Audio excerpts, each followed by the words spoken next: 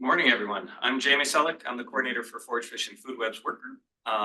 We have two co-chairs in ours. One is Aaron Jaco, who's going to be our second presenter, and our other co-chair is Phil Dion, who's also with Fish and Wildlife, not here today.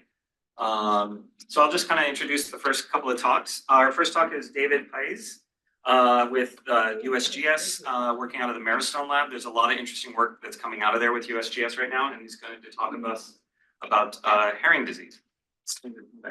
Just so the people online can see. Oh, sorry for everyone online. So, David, I'll let you take it from there. Thank you, and I promise that I will wander off the camera. But awesome, thank you. So thank you. This is also my first meeting with you folks, so I'm really excited to be here. And I thought I'd start by talking a little bit more broadly about the consequences of disease in herring. And those consequences can include mortality, but also beyond mortality. And so this might be a little evident for this group, but why do we study herring? Well, herring live in this realm. They're like forage fish. And so they're really important because they link different trophic groups. So herring eat little tiny things, and herring themselves get eaten by big predators and other bigger fish. So they're really important in keeping this ecosystem functioning. Is that pointer? Yeah. Herring are also important as primary producers. Their spawning contributes a lot of nutrients and food to the system. And there's also different levels of fishery for herring. We have commercial fisheries, tribal fisheries, and subsistence fisheries. This picture here is a picture of a commercial fishery that focuses on sack-roll, so they harvest the egg sacs of herring. There's also spawn on kelp fisheries where eggs are basically harvested from kelp that are planted in farms and sold for consumption. This is another smaller scale example of a herring fishery that harvests fish eggs. But one of the reasons why we study herring is because it's slowly becoming a model for fish marine research. We can obtain data from really broad, at really broad scales with demographic surveys. We also have the capacity to run field experiments. And so, for example, this summer, we're about to start an experiment where we place cameras and place cages with healthy herring to see if we can pick up disease. And we also have these field experiments, these laboratory capacities to kind of bring herring into the lab, run experiments on different things that affect herring, and then test those impacts in different ways. So why exactly do we study infectious diseases in herring? And these are the data that I want to kind of show briefly today. Parasites and pathogens are endemic in the landscape of herring. These pathogens and parasites also cause fish mortality, but they can also cause other health effects. And the effects of these pathogens are kind of environmentally dependent. And that means that there's going to be some changing conditions with climate change. So I want to focus on two pathogens for this talk. VHS is a pathogen that causes internal hemorrhaging.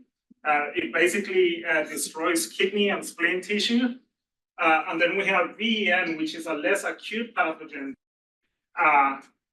But you can see here, a healthy fish has this marked red blood coloration, whereas this fish that is infected with VEN is showing signs of severe anemia. That's because the pathogen basically goes into the blood and uses the red blood cells as little viral factories.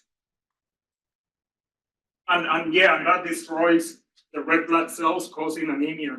And the dynamics of these two pathogens are somewhat different in the field. So this is a population in Port Angeles, and we can see VHS in red. It's basically first detected in June, and it peaks by July and slowly disappears so that it's no longer detected by October. VEN is a little different in green here. VEN is first detected later in July. It peaks by September and October, and then it slowly declines. So the point of this figure is that we see these pathogens coming back every year in this population.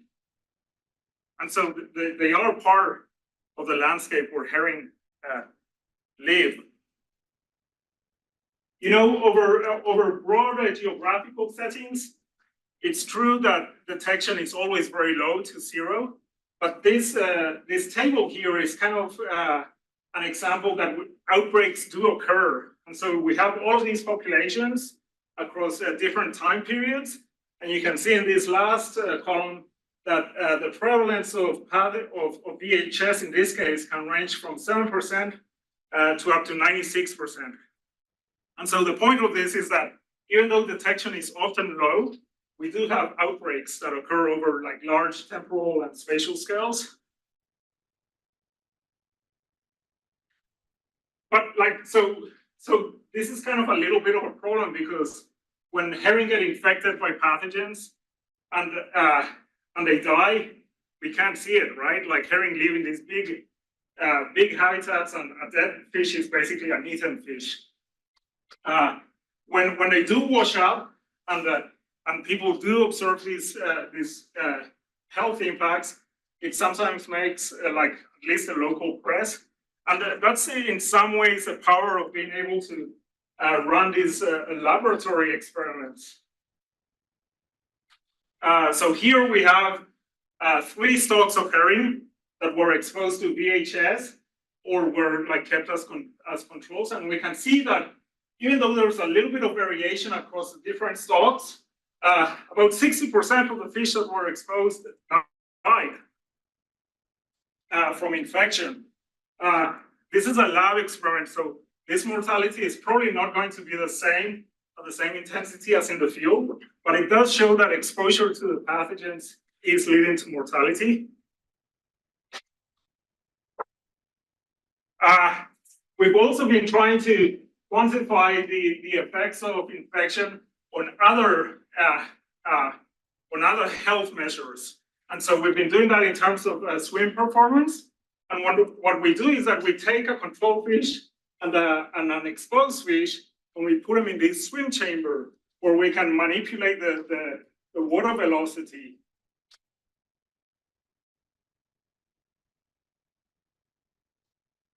And from that, we can measure the time that it takes the fish to fail the swim test, the swim challenge. And you can see from these results that the fish that were exposed to the pathogen in red are failing the test a lot quicker than the fish that were kept as controls. So they're swimming more poorly compared to control fish. And this, like, even though in this case, all of these fish have survived infection, this is important for bird or prey interactions. We've also been considering how these pathogens and infect herring under different environmental conditions. And because of climate change, we've been focusing on temperature effects. So on this side, we have an experiment where herring were exposed to VHS under cold, ambient, or hot water temperatures. And you can see that the mortality achieved is much greater under the cold water treatment compared to the hot water treatment. But look at what happens for VEN. We get the opposite trend. This is in terms of prevalence, so it's not the same as mortality, even though those two traits are somewhat correlated.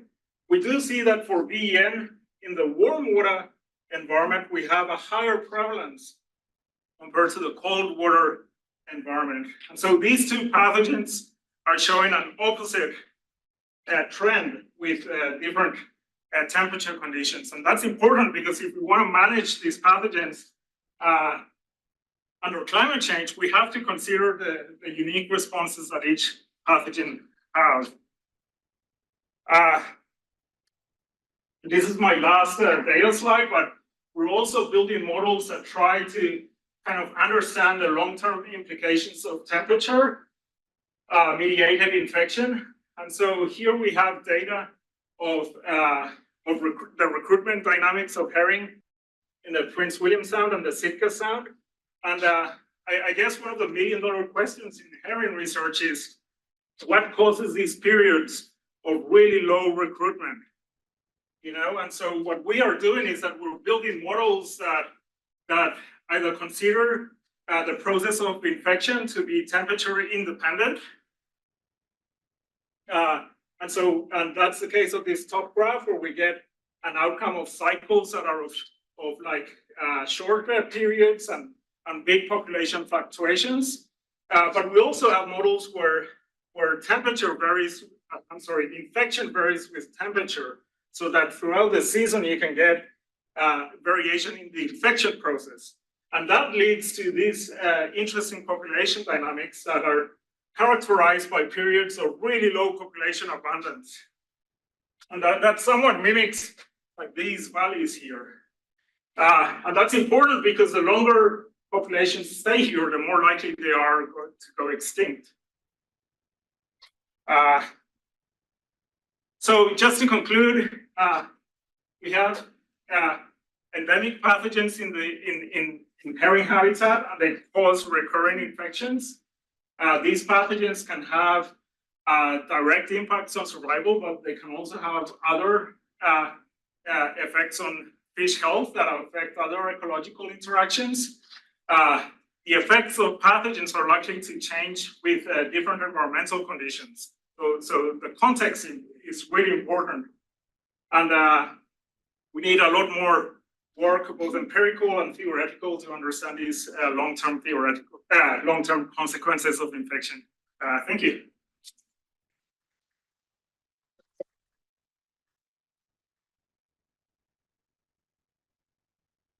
Lost track of time. What do we have for questions?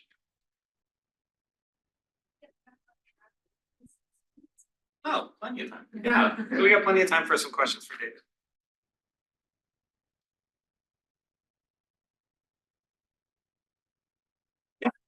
Can you detect these diseases in frozen fish, say, if you had fish collected years ago?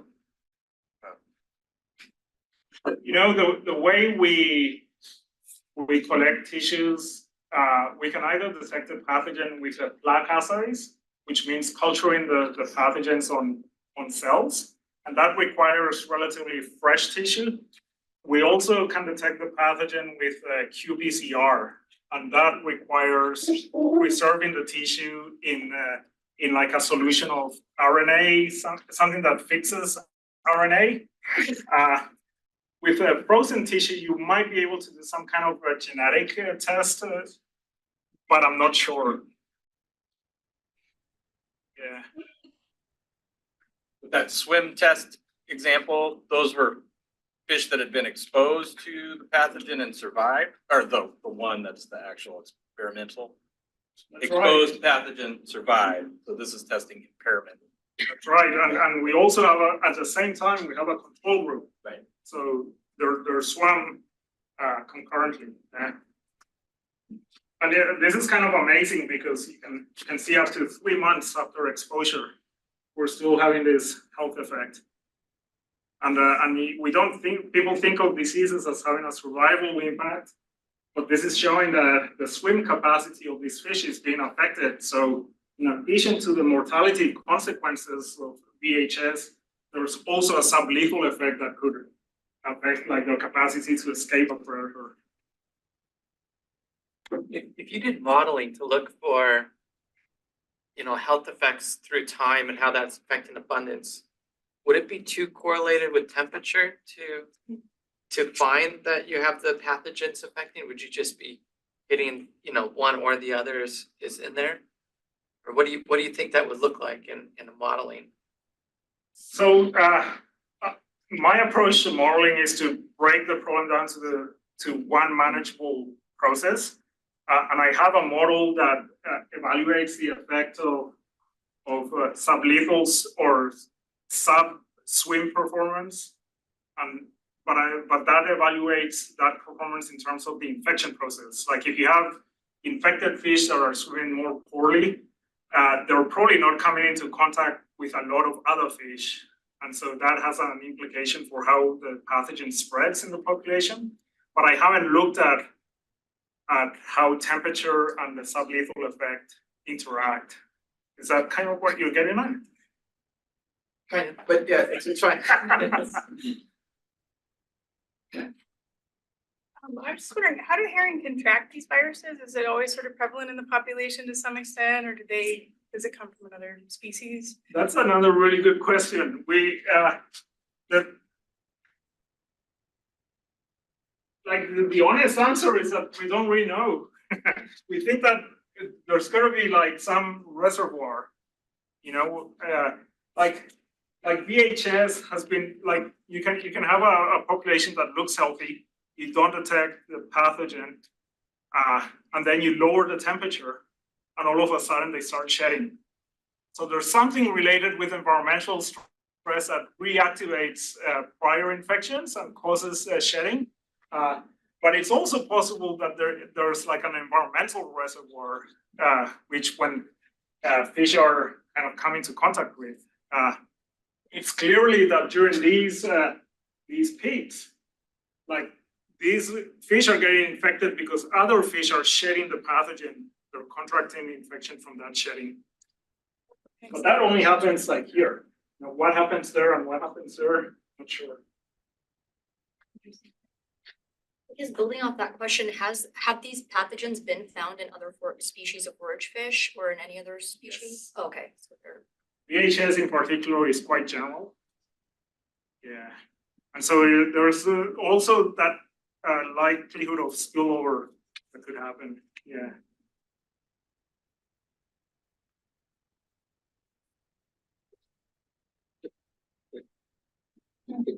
Are the viruses ever transmitted to predators? Are they specific to the forage fish?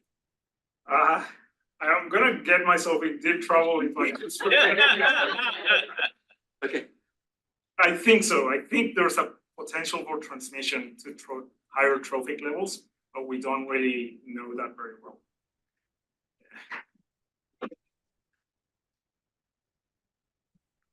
Oh, sure. Still time for another question or The two? contour doesn't really. I thought I saw his hand over here, but yeah.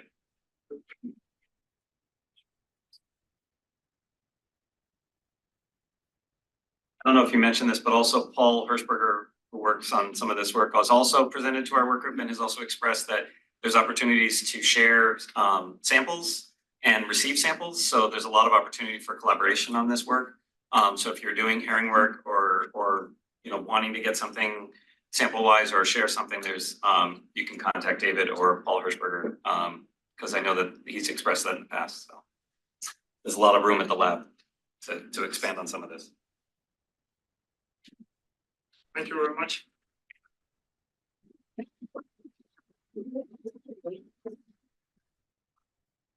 It's early to say a thank you, but I really want to thank our team who's helping to do all the technology because not having to juggle that at the same time is really wonderful. So thank you for in the background for them doing all that. Our next presenter is Aaron Jaco with Fish and Wildlife. Oh, you're right over there. Thank you. As a tech person, I'm just gonna add, if you stand in front of the laptop, they can see you. And we set up another camera that kind of shoots sort of there, so you can wander a little bit. All right, thank you. Are you walking away from the laptop? So this is a project that was done as a collaboration between Suquamish Tribe and WDFW. We did it in 2021 and 2022. So some of you may have seen a version of this talk before, but we thought it was appropriate to bring it back for this audience. I'd like to start a brief overview. Just click on the presentation to activate the slide advancement.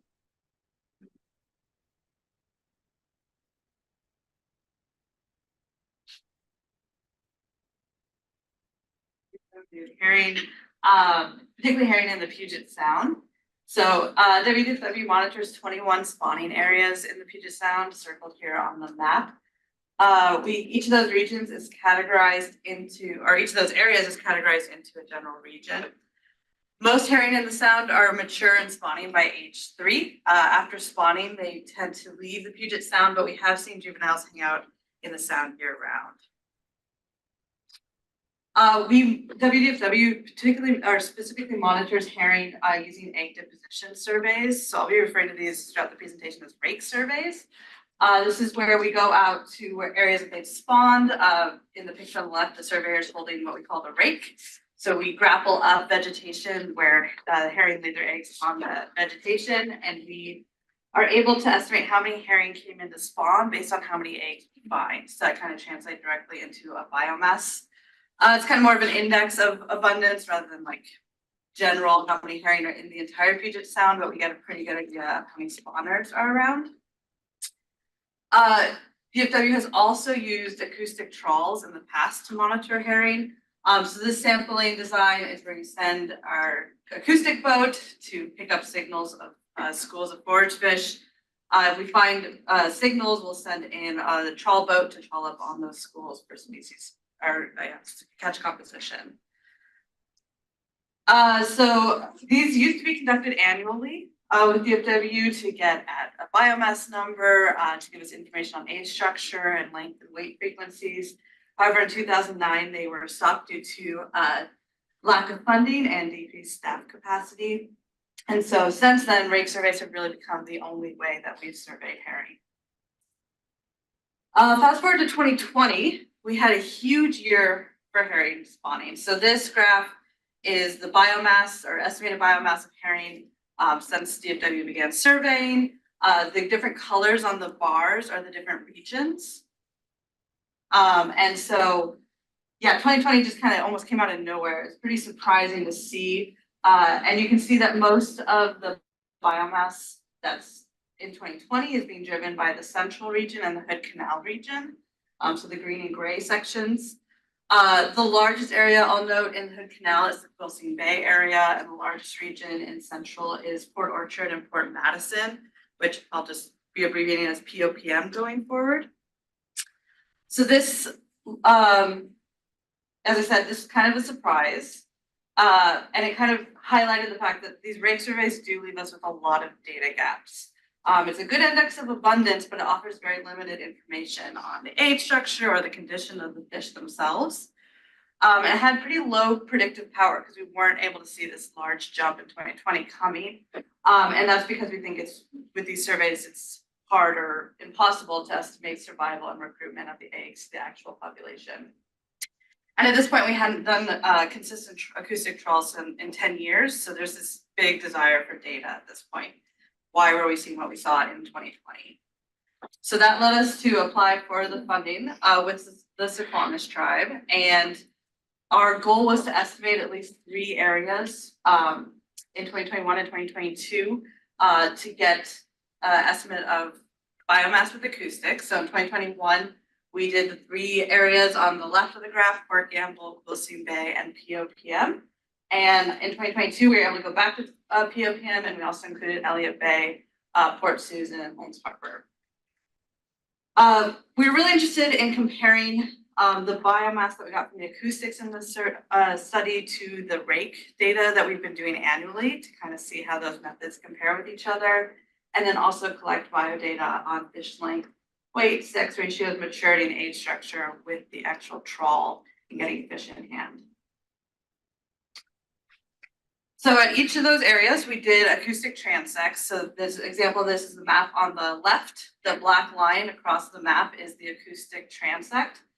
Each circle along that line is a school of fish. So the larger the circle, the larger the school of fish for this particular analysis. The images on the right are just showing what the software program shows. So you're actually able to get like a volume of the school, which we can translate into a biomass estimate. So when we saw schools, we sent the trawl boat over to trawl on them. We would catch fish, get species composition, get lengths, get weights. Then we would subsample some fish to take back to the lab for aging and fecundity analyses. And here's the biomass that we got for the 2 different years, 2021 and 2022, with the regions on the x-axis and the biomass on the y-axis. Please note the y-axes are in very different scales, just they're not directly comparable between years. So the next step was, okay, so we found this biomass. How did that compare to what we were doing with our annual rake surveys? So this graph is just a linear regression where the rake surveys are on the x-axis and the acoustic biomass is on the y-axis. And in general, there was some agreement between methodologies. One of the poster surveys for that would be Quilcene Bay in 2021. We had high rake biomass and high acoustic biomass for that same year. However, you can see there's a lot of variation here. That trend was not consistent. This is just due to some inherent shortcomings of acoustic trawl surveys. You get a pretty small sample size. You're pretty limited spatially and temporally because of the costs and logistics. Whereas with the rake data, it's much less cost to go out over and over again and get much more spatial and temporal coverage. And with the acoustic biomass, you're really getting these point targets. So it's hard to interpolate the biomass to entire areas. With the rake data, we actually do some interpolation. So we expected to get higher biomass with the rake surveys. One thing I'd like to point out on this graph that was kind of interesting is we did survey POPM in 2021 and 2022. So we were able to get some temporal space with that survey. So all of the circles on this graph are circling POPM survey sites. So we surveyed it 6 times over 2 years. Their points are labeled with the month and year that they were sampled. POPM herring, the historically peak spawning is in March. So those are the red circles and all the black circles are either before or after peak spawning, which is when we'd expect to not find any biomass. So that held true where there weren't herring, we didn't find them. What was interesting here is the difference between 2022 and 2021. So this is peak spawning. For both years, the rake biomass was high, so we were able to capture that biomass with the rake data.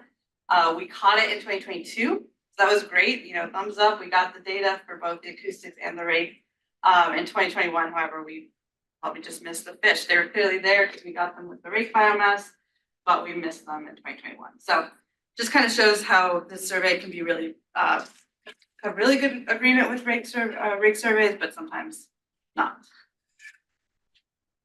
Moving forward to the bio data, I'm not going to go through all these graphs. I did want to point out one interesting pattern here is that Quilcene Bay had the largest average of fish, and we were kind of surprised to see very few, if any, small fish for this survey. And this held true with the age structure. So if you look at all the other surveys on this slide, the average age for all of the different areas was age 2. For Quilcene, the highest amount of ages was age 4. So we're getting this aging population at Quilcene. We're seeing very few young, small fish.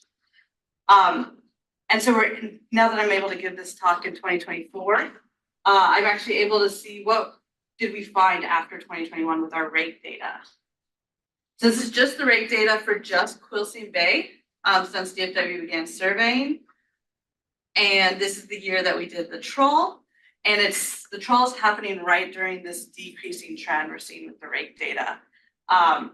Without the trawl data, we'd be kind of scratching our heads. Okay, so what's the cause for this? But with that age and size frequency data, we can tell that we're just getting very low recruitment here. We're not getting many young fish added to the population. So it'll be interesting to see what goes forward here. But just kind of highlights that the trawl and rake data mixed together can really help us with our predictive power moving forward. And I'd like to point out that we were not just catching herring. So these 2 graphs of the 2 different years, basically they're just categorized by the herring and anchovy catch. So the blue bars, the blue sections of the bar are the herring, orange is anchovy. And historically, the acoustic trawls with DFW have been used just to monitor herring abundance. But we think that moving forward, we could actually do more larger ecosystem monitoring. We're actually looking at different species of forage fish and maybe other critical food web species of those similar size classes. So rate surveys currently remain the standard metric for herring abundance. I think that will hold true going forward. But again, we are missing some of that important biodata.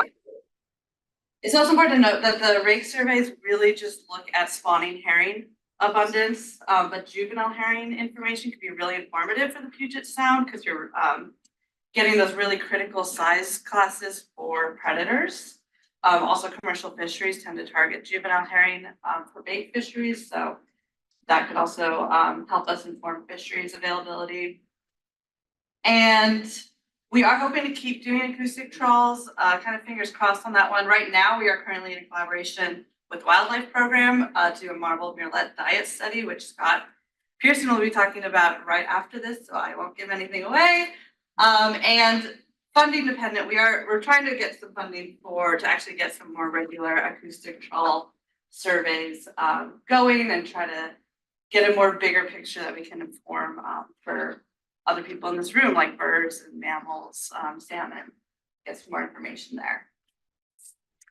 I'm at time, so I won't go through all of these acknowledgements, but a huge thank you to the Squamish tribe. And a lot of people went into helping this. This was funded by the National Estuary Program. And so I'll just leave this up there and take any questions.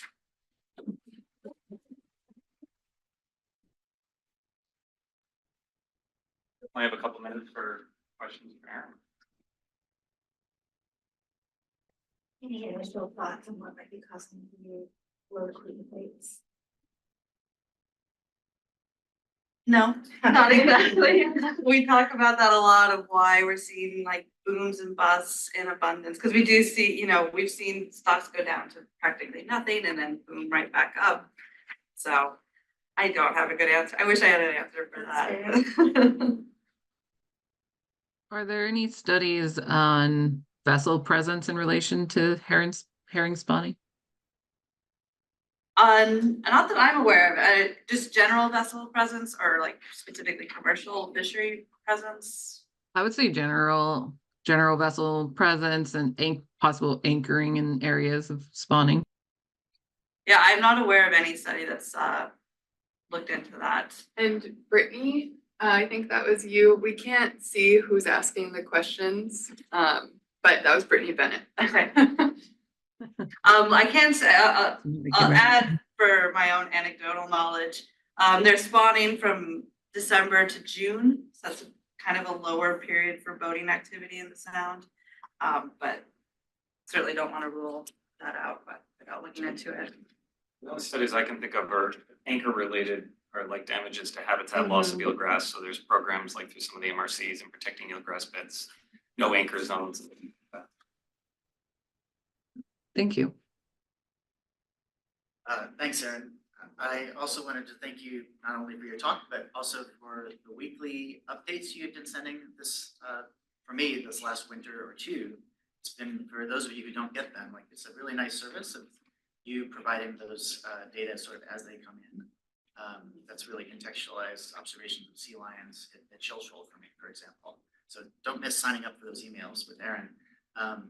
I guess my question is given the costs of the hydroacoustic surveys and the difficulty of like sampling densely enough, do you see opportunities for community science to sort of fill in some of those data gaps? And I'm thinking a little bit, just starting to pay attention to what Canada does. I'm seeing like scuba-based surveys, for example. Maybe we could tap into the scuba diving community, or maybe drone-based surveys. Yeah. Whitewater events. Right, yeah, I know, we do try to get some aerial, like we have some shellfish teams doing their flights that are not related to herring, but they'll send us pictures if they do see whitewater. But yeah, aerial surveys would be great. I've been told it's pretty difficult to do with our weather and everything, but yeah, it'd be interesting to try to explore expanding out a bit and trying to get citizens involved. We're definitely thinking about how to get more citizen information coming to us to inform when spawn is happening, so we can kind of direct our efforts and be more efficient with our efforts. So yeah, there's a lot of, I think, potential avenues we could explore there. And another program for aerial surveys is Ecology's Eyes Over Puget Sound. Christopher Krems has presented on that a few times for us. And they do aerial surveys and report whitewater sightings. Did I see a hand over?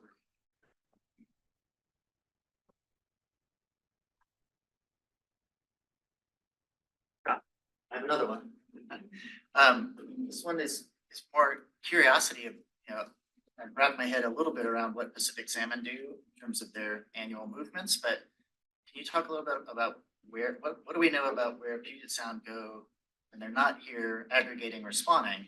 And I'm just wondering if, like, does the quilcene stock have a unique phenology that might explain the age class differences, for example? Yeah, I think that's a pretty big hole in our data is where are the herring? Again, with the rake surveys, we know when and where they spawn and how much they're spawning. That's the amount of information that's coming into DFW on an annual basis. So I think, there's a lot of data saying they're going up the coast. We've seen some general like pre-spawning holding areas in the sound. We don't think those are necessarily used year round, but it could be an area where they're congregating before or after spawning. So there'd be a lot of information to gather there that I think could be really useful and help us understand the different grouping areas. Because as far as we know, we don't know if they're actually staying separate when they leave the sound or if they're mixing together. Maybe that's why we're seeing these adjustments in abundance. So yeah, again, there's so many questions that we'd love to start addressing if you ever could. I think I got one more. Yeah, one more. The different stocks of the herring genetically unique enough that you can do assignment tests. Like if you were to catch them off the coast and do that, you could say which stock is which. As far as I understand, with our current genetic structure, the only two areas that are genetically distinct are Cherry Point and Squaxin Pass down South Sound. So no, but we're hoping to actually build a bigger and better genetic portfolio for herring. That will take a lot of time and funding, but that's something we're really interested in as well. So right now, they're really not that genetically distinct from our current understanding. Thank you. I'm going to turn it over now for the next couple talks to Trina for the Birds Worker. Hi, everyone. Well, I'll make this quick. I'm just here to introduce Scott Pearson, our next speaker. We're going to move on over to the birds, and Scott will be talking about our marble diet. It's not their study on marble diet. Scott's a research scientist at the Department of Fish and Wildlife and longtime member of the Marine Birds Work Group. Welcome.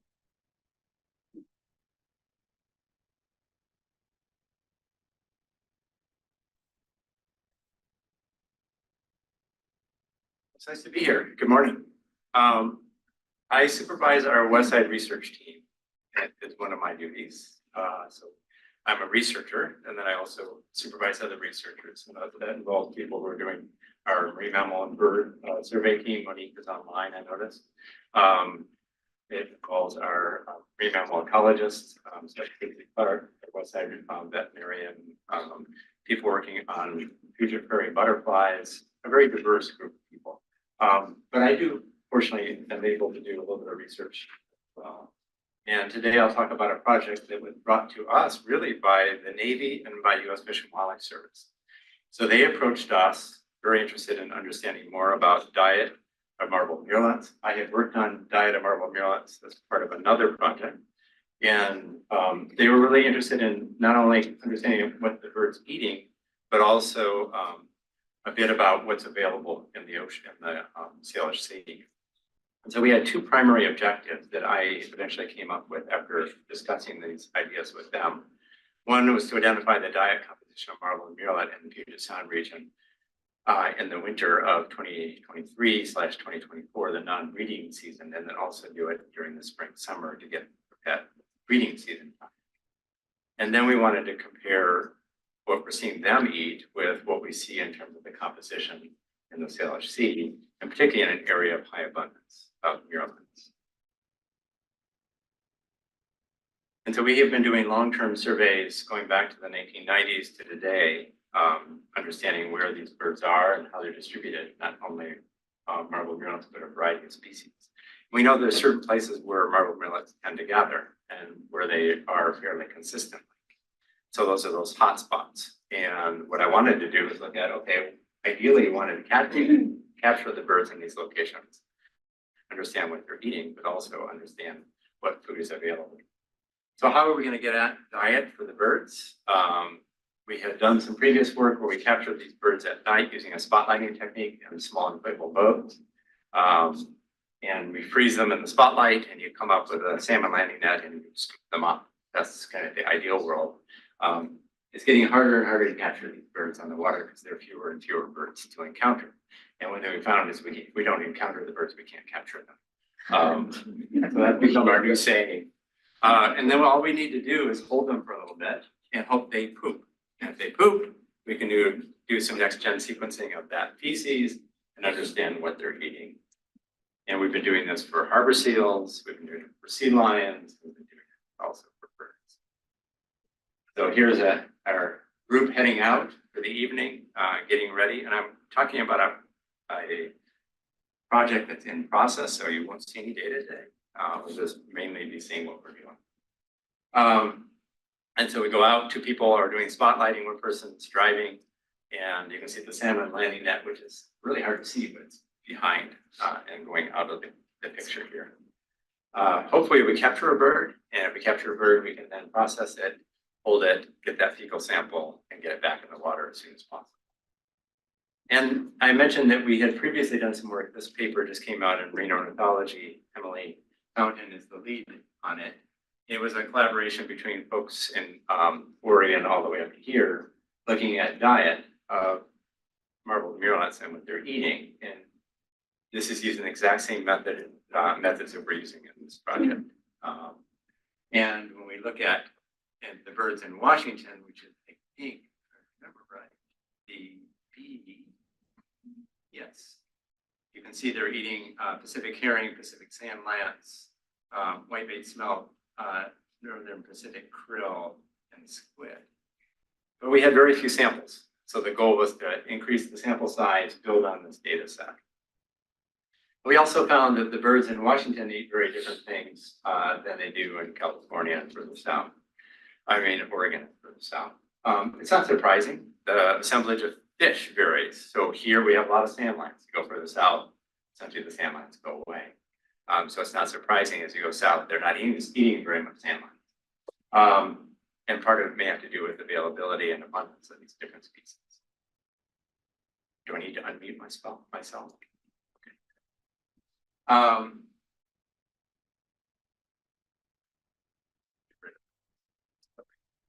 Sorry. Okay.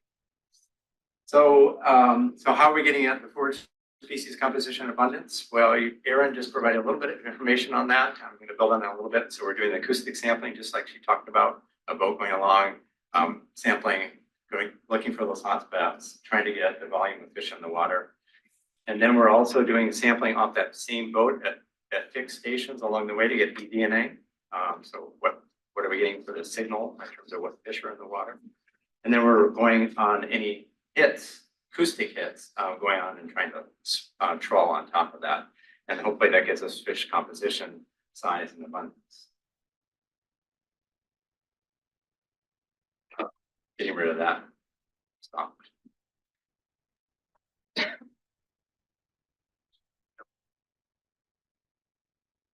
And then these are the transect lines that we covered, some of them, mostly in the Fort Townsend, Marrowstone, Indian Island area, going all the way down to Ludlow. This is the acoustic boat, and eDNA sampling, which leads the way and gets that water sample. And then they're using this is a method we're using, and if they go into that today, we're trying to get at that fish signal in the water.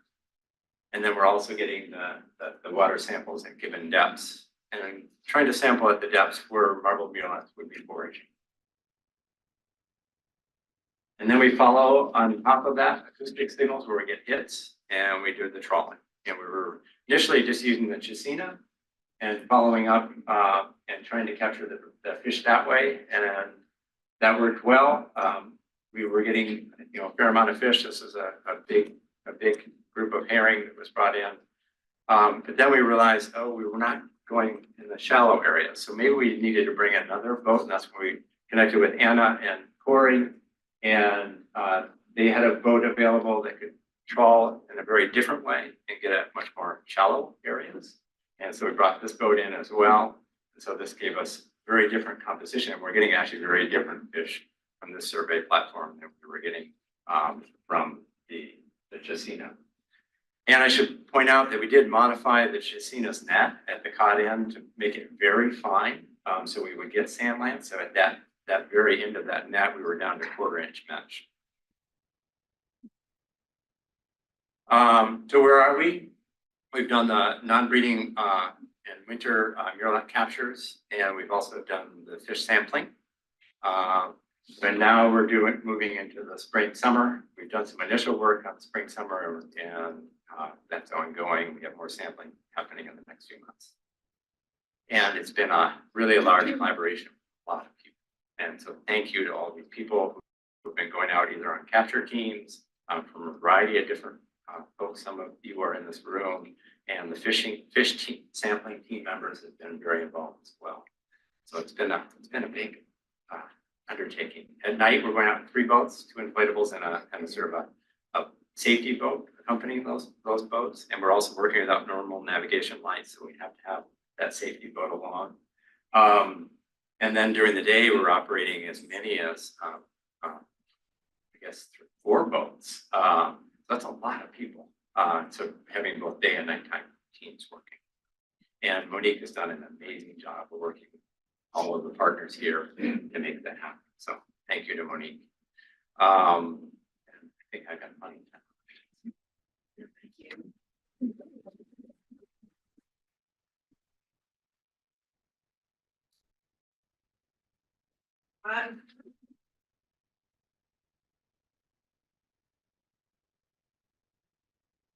Data, you don't have. When do you think some of the data?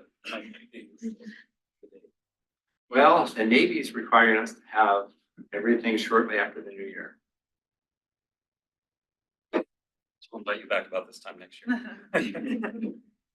Why are the birds declining? Good question. We don't have great answers to that. And you find people on the water pointing to the forest, and you find people on the forest pointing to the water. This is an unusual bird in that it breeds primarily in older forests, and it primarily breeds on large diameter branches and mossy platforms. It will use on younger trees sometimes, so it does use mistletoe, and we have found, I think, 2 ground nests that I'm aware of in Washington. So those are on cliff faces. And so the initial thought was that they were declining primarily because of loss of the older forest habitat, and particularly that older forest habitat closer to the water. If you think about it, they probably, even though they will go very far inland, 50, 60 kilometers inland, that's a long flight. And energetically, that'd be expensive. So you'd think that probably that forest that's closer to the water would be more valuable to them. Unfortunately, that's where all the logging occurred, is in that near shore environment. So then what's happening at sea also influences their survival. And we've had forage fish declines. We also have something going on, which we monitor the marble murrelets here identically from here all the way down to California Bay. I'm sorry, to San Francisco Bay. So we're all using the exact same techniques. We combine the data and we look at the trend of the murrelet across that listed range. And what's happened in zones 1 and 2, which is the intermarine waters of Washington, sort of the US Salish Sea, and then the outer coast of Washington, zone 2, we're seeing declines. We're seeing long-term declines. But down in Oregon and Northern California, we're seeing increases. So the question is, are we really seeing population shift? So as anchovies increase further south, are the birds moving as there's more anchovy?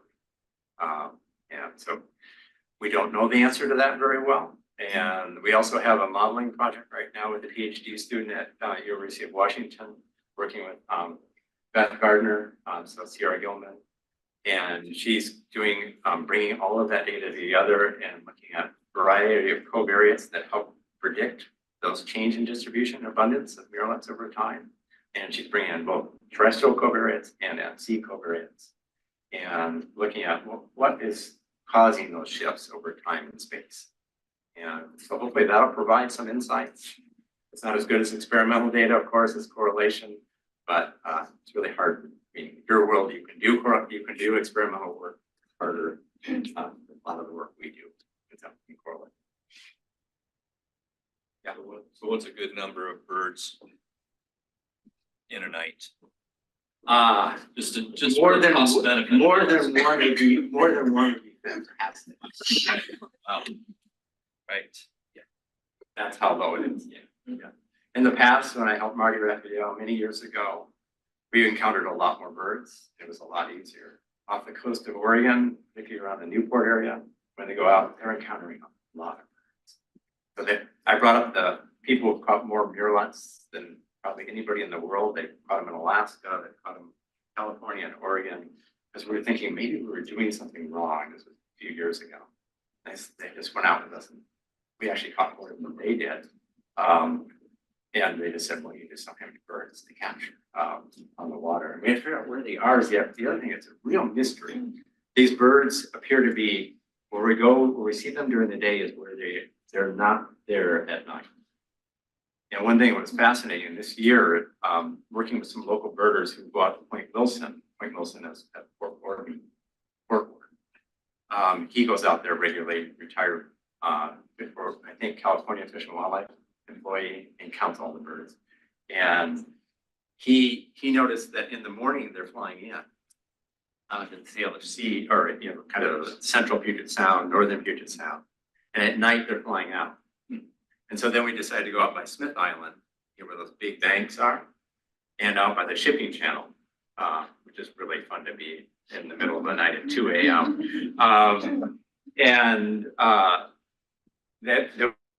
That's where we actually started encountering birds. And why they would spend the night out there and not where they are foraging during the day, I have no idea. It's just fascinating. We get really teeny transmitters, like some of those Modus transmitters on murrelets. That would be great. In the past, we've put larger units on the backs of murrelets. They don't do well with larger. So the old VHF ones we put on the back, those birds generally didn't do well. But if we can get at a really small tag, that would be great. That is. Oh, I'm sorry. I'm curious, why do you think the Navy funded this project? I've asked myself that. I guess I wish someone was here from the Navy. Is anybody here from the Navy? I mean, I can throw out sort of an answer because I've done a lot of work with the Navy on different marine fish projects that they have just kind of they have a lot of policies and legal requirements surrounding endangered species. So they are constantly asking what's affecting this, that, and the other thing. So they are like really good throwing tons of money at people. And I've taken great advantage of that. Hundreds of thousands of dollars from the Navy. And so that's really, I think, where their interest lies, is that they're trying to figure out what's affecting, especially since they have a lot of new projects where they're expanding the shipyard at Bremerton. And that'll have an impact. They're expanding testing areas for missile test torpedoes. Yeah, That's the word. they're doing a lot of drone testing. A lot of right now, drone underwater testing. drone So anyway, I think that's where they're coming from, and I do have a good friend who works in that program, and so I get a lot of interesting information. I think that's actually a really good answer, and that's kind of the gist I get from them. Yeah, I would just add really quickly, I mean, all the kind of expansion they're doing at Bangor as well, that is known habitat for murrelets. So they are measuring the impacts. I think it's even recovered. I think they'd be super happy. Yeah. Thank you, Scott. Which I mentioned too, marble murrelet are one of our Puget Sound vital sign marine bird indicator species. So if you'd like to learn more about the work that Scott and others are doing to track their population, that's all easy to find on the vital sign website. So yeah. Now it's my pleasure to introduce Shannon Bolt, the Pigeon Guillemot program coordinator. The Pigeon Guillemot Breeding Survey is an incredible program that was initiated 20 years ago, which is just phenomenal. It's a community science effort that runs throughout the Puget Sound. And Shannon is here to tell us more about that. Welcome. Hello, I'm really happy to be here today to tell you about our breeding survey. So I'm just going to give you sort of a brief overview of our program.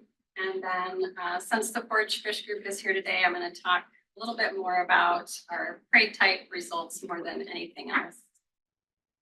Who are we? Well, Salish Sea Guillemot Network is a collective network of 8 different independently sponsored survey regions. But we're all surveying consistently according to the same protocol, and the network kind of ensures that's happening. As Trina mentioned, the survey was started over 20 years ago by Francis Wood and Phyllis Hine. And now or at least last year in 2023, we had 255 beach survey volunteers, and we surveyed 64 colonies, performed 761 surveys. And the volunteer hours there, I would say that's a minimum. There's a lot going on behind the scenes and a lot of support happening. So a huge effort going into this survey. So Pigeon Guillemot, I think there are a lot of folks who don't even know what this bird is, even though it lives year-round in Puget Sound. It's a medium-sized bird. I would think football, black and white. It's got these bright red feet and red mouth lining, and this really distinctive white wing patch. It's a member of the alcid family, so it's related to murres and puffins and hawks. And the range of these birds is really throughout the shores of the Northern Pacific, but and those tend to migrate. But here in the Puget Sound, they live year-round. So you can find them any time of year, even in South Sound, and they breed in the bluffs and rock cavities and even structures. They love fairy ducks, so you might see them there along the water. The colonies we're surveying are generally between 2 and 60 birds. Scott will probably tell you that he's seen bigger colonies than that elsewhere, but that's generally about the size that we're looking at. And they feed on demersal fish, forage fish, and sometimes we see them with small marine invertebrates such as shrimp. So why do we monitor them? Well, they have been designated as a Puget Sound indicator species. And this is primarily because they can be found in the sound year-round. They overwinter here and breed here, and they're feeding their chicks fish. So they are dependent on the marine environment for their survival. And they can tell us something about the health of the sound. And then we're also hoping to provide data for academic studies, looking to understand population dynamics and impacts of environmental change. And we also would like to promote awareness and stewardship of pigeon guillemots and the marine environment and their habitats. And of course, if you ask any surveyor, they'll tell you we absolutely love the birds. So that's a huge motivator. So this is a breeding survey, and here's our surveyor down here at the base of a bluff, and we are collecting data on the colony population. So those are the birds that are just associating with that particular colony. We're also recording the prey types and the times of delivery to the burrows and disturbances. That would be probably the biggest offender is an eagle or people walking on the beach, anything that causes the birds to change their behavior. And these are sort of typical of the bluffs that we survey throughout the sound. Some are really large and expansive, some smaller. But you always see these burrows here that we've circled. We map out where the burrows are so that we can record what types of prey are being delivered to each one. We have a few colonies based on structures, but most are bluff based. And this slide really should say chick diet, because we are primarily documenting what they're feeding their chicks. All of these birds are waiting to deliver these prey to the burrows. So many different species of gunnels, snake prickleback, sculpin, and there's the shrimp. I've actually only seen one bird at one colony that loves to deliver shrimp. So he's got a taste for that. I don't know why. So here's a snapshot from last season. And I just want to mention that this is really just a snapshot that's reflective of the survey effort. So the number of colonies that we're serving, it's not necessarily an estimate of the population in the area. So our survey kind of relies on comparing the data between the colonies from year to year. So we had 534 active burrows. That just means the birds visited the burrow. And chick burrows were burrows where the birds actually delivered fish to the burrows. And 1,475 prey delivered. You can see Whidbey Island takes up almost half of that chunk. They've been doing it for 20 years. So they've really dialed in and surveying most of the colonies on the island. Many of the other regions here, there's potential for expansion. So,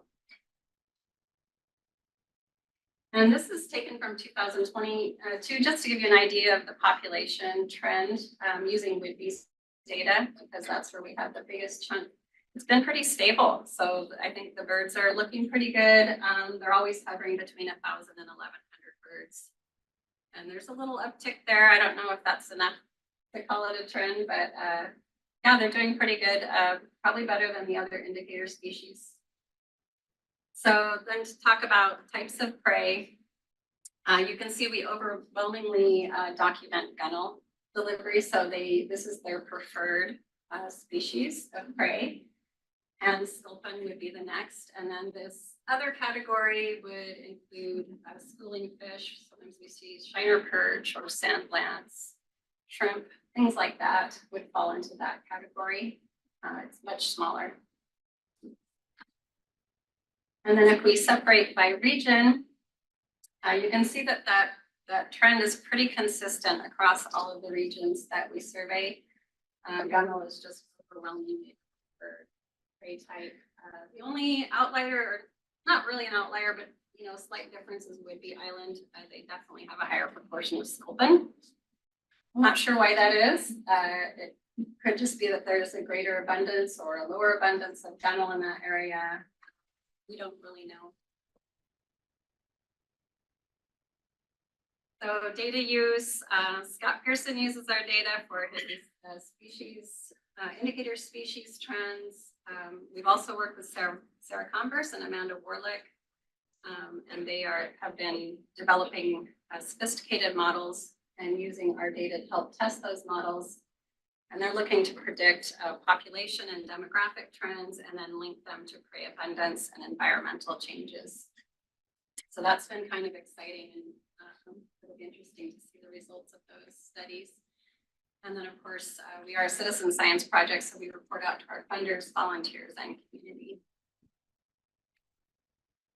So diet-related studies, I just kind of pulled these out. There haven't been too many done in this area on diet. We did work with a master's degree student, Emily Buckner, and we collected eggshells for her. And she looked at the composition of the eggshells to determine what the adult guillemots were eating. And no surprise, she found demersal fish. So rockfish, gunnels, and sculpin were the preferred species. And then using our data, of course, the gunnel was the preferred species and other demersal species. So she determined that there's a pretty consistent foraging pattern across the two life stages. And then I just pulled out this one by Lizzo and Elle. This was actually done in Alaska. So it has no relation to our survey, but it's interesting in that they found that populations feeding on high lipid schooling fish, such as sand lance, had a higher chick growth rate and reproductive success than those feeding on demersal fish. So that brings up some interesting questions, especially considering that our guillemots love the demersal fish. So this kind of brings up possibilities for research and collaboration. We are not in the business of doing complex analyses of our data. We're collecting it and then we do some general crunching of the data, but we would love to have some collaborations and see what we can find out in regards to breeding success in relation to prey types and abundance or temporal and spatial shifts. What's not really obvious and what I showed you is that there is sometimes a difference just from colony to colony. So we were looking at the regional prey types, but even just colony to colony, you might see one colony is preferring gunnel, one's preferring sculpin. So there could be some interesting analyses there to look at reproductive success, even at the colony level. And then citizen science superpowers, we're pretty proud of ourselves. Citizen science doesn't always get the credit they deserve, but we are a pretty dedicated group and we've really tried hard to be consistent and collecting reliable data. And we're not as limited by funding and time constraints. We can cover a larger area, which is great for guillemots because they're dispersed. And then there's immense value in our long-term data set. So I see my time is up, so I won't go into that too much. But yeah, that's the end. These are our sponsors. And if you have any questions.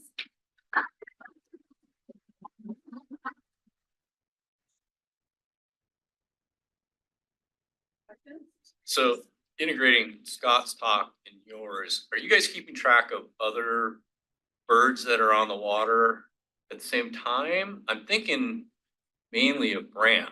What's interesting is Scott saying marble murrelets are going down, and I grew up on Puget Sound. I spent 50 years boating on Puget Sound, and that's what I do. So I've watched that, and so it's nice to hear that confirmation because I was like, where the hell are all the murrelets?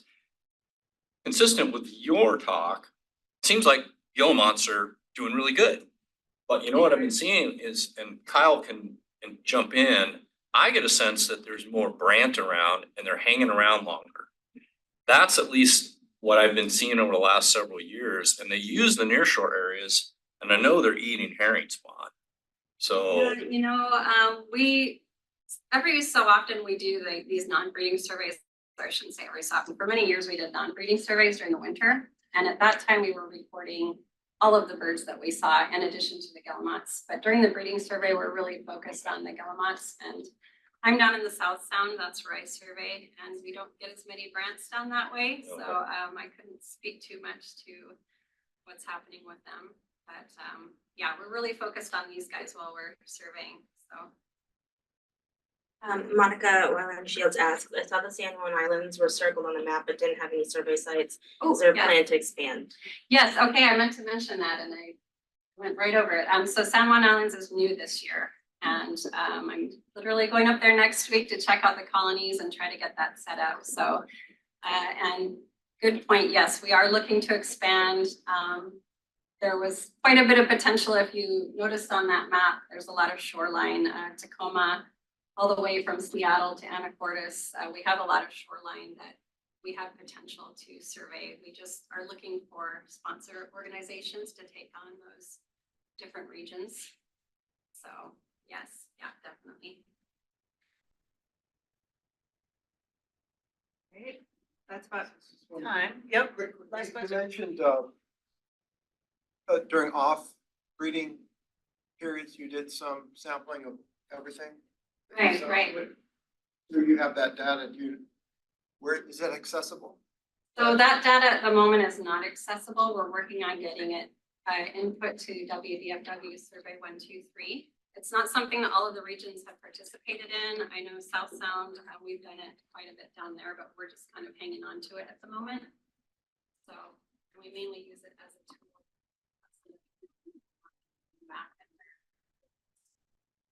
Can you explain what WDFW 123 is? Oh, the Survey 123, it's basically a data management system. It allows you to input your survey data directly from your cell phone or your computer, and then it gets stored in a database. Does that collect all from all sorts of different sources? I can come back later. But I'll keep us on time here. And I just really encourage, right, we've got a long time of lunch. Let's keep the conversations going. So thank you, Shannon. Sure. And just say, while the next speaker is coming up, that the Gilmont Group has done an amazing job of leveraging people's passion for birds and connecting with expert scientists to do the heavy lifting on the analyses. It's a really nice model. And so feel free to work with questions if you're thinking about community science in your own work. Thank you.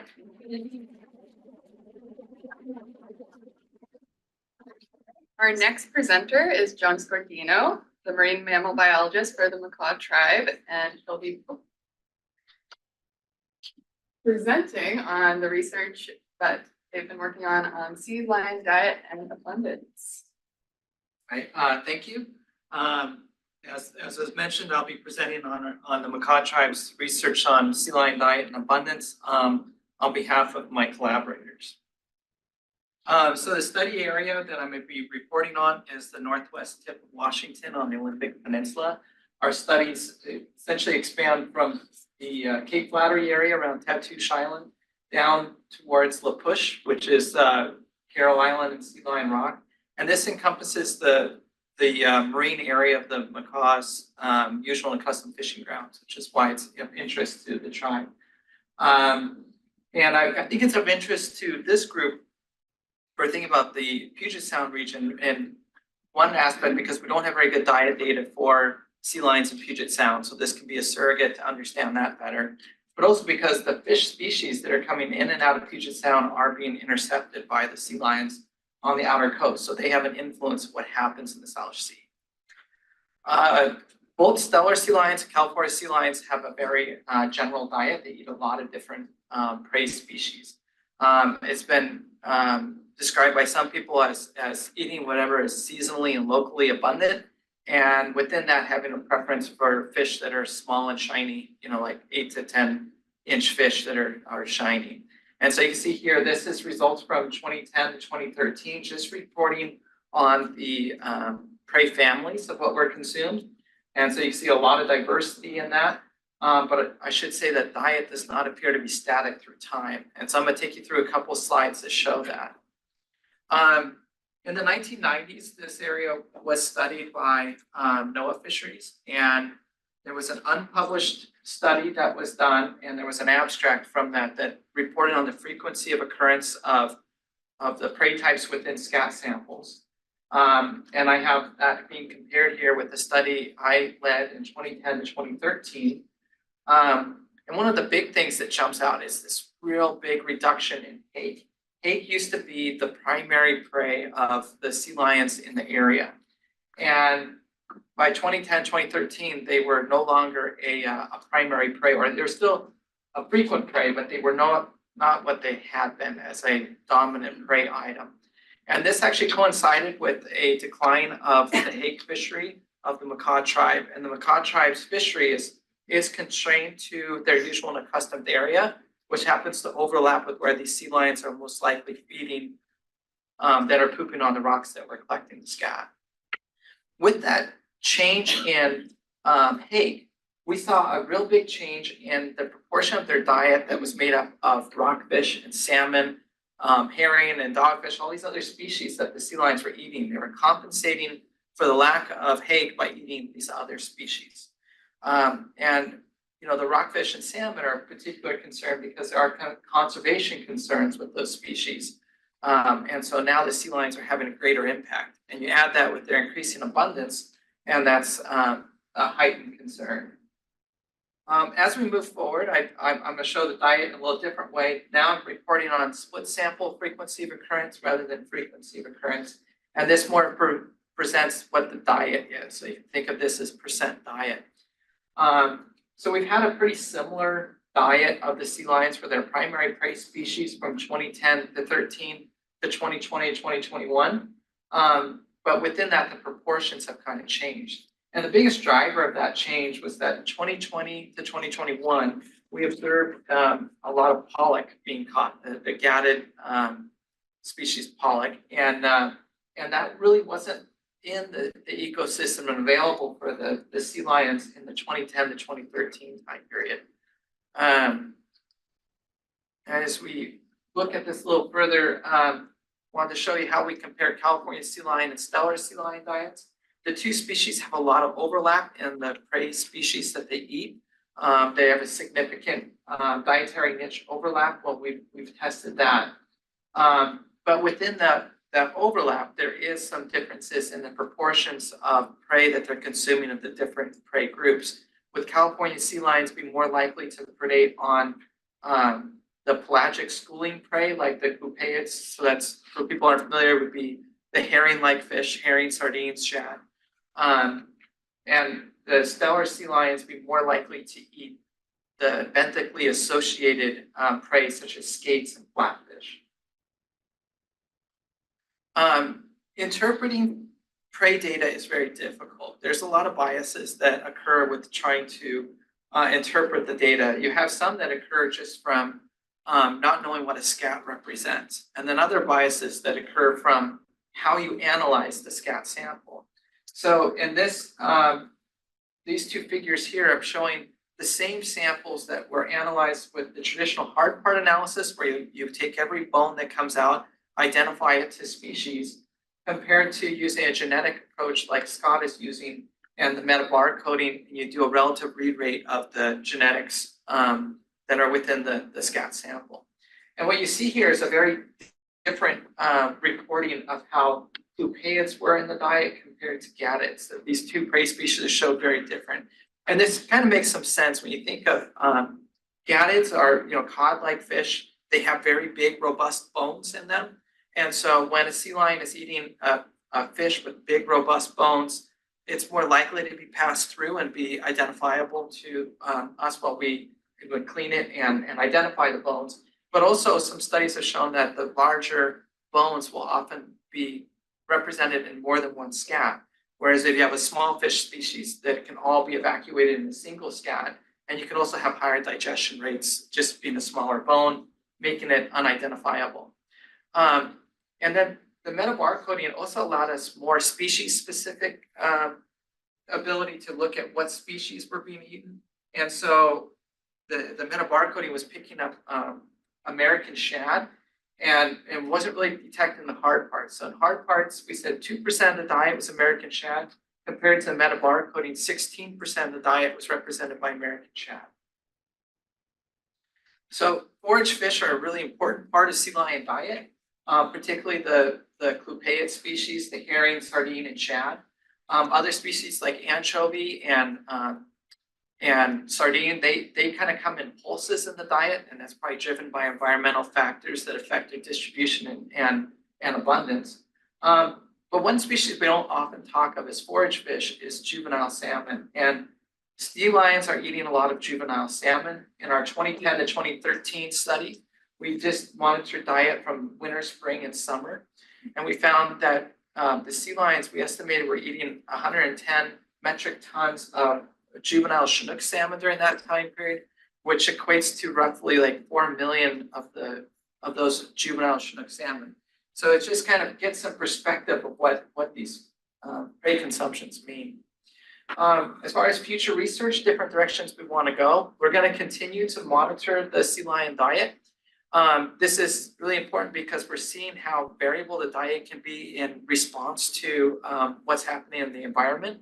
And so we've been collecting samples since that last study. We just need to find money and time to analyze them.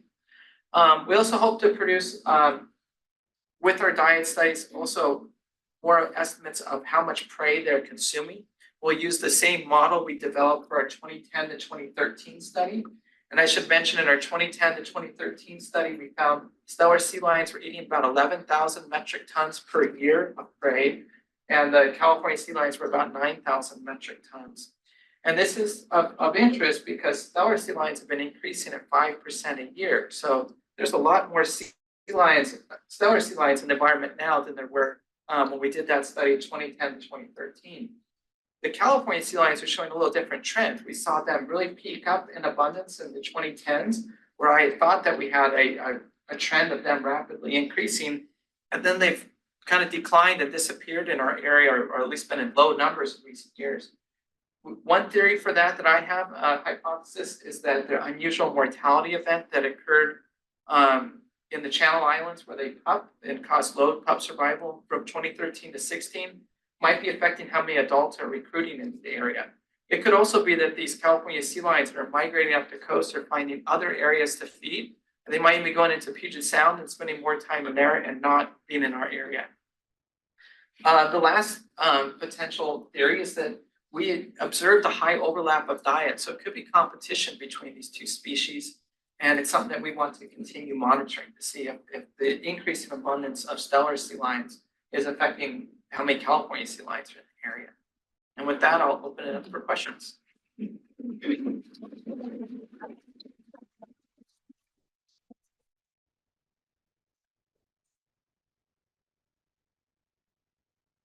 This is a question for the DNA studies, but maybe for the hard parts too, but how do you tease apart what's prey of prey? And, you know, if you're seeing signals of the food that the other food ate. Yeah, Scott might be able to answer that better than I do. I think my understanding on prey of prey with the DNA is that there's something in how the reads are done on has to represent some proportion before it's included. Am I saying that right, Scott? As far as on the hard part analysis, you could be getting prey of prey if it was eaten really recently. But I found when I open up fish that I catch sport fishing and you open up their guts, those bones are often really mushy. It's like the fish digest the bones differently than the sea lions do, and that might be affecting whether or not they're recoverable. So. Online question? Yes, 2 questions from online. Cindy asks, do you know if American shad is being seen eaten more in recent years or has always been a part since their introduction? We have seen the harbor porpoises are eating them along the coast and sometimes asphyxiating on them. They have never been in the diet studies before for harbor porpoises. Yeah, so they were seen in the 2010 to 2013 study as well. I think that they were underreported, and so you know the genetics might be finding it better than the current than the previous approach of doing the hard part analysis. So we do get a lot of scats that we just identify as coupeid unidentified, and so we can't tell if it's herring or other species within that same family group that looks similar. So it may have just been not detected well in the past, but certainly as the shad is increasing, it does appear to be increasing in their diet from what we've seen.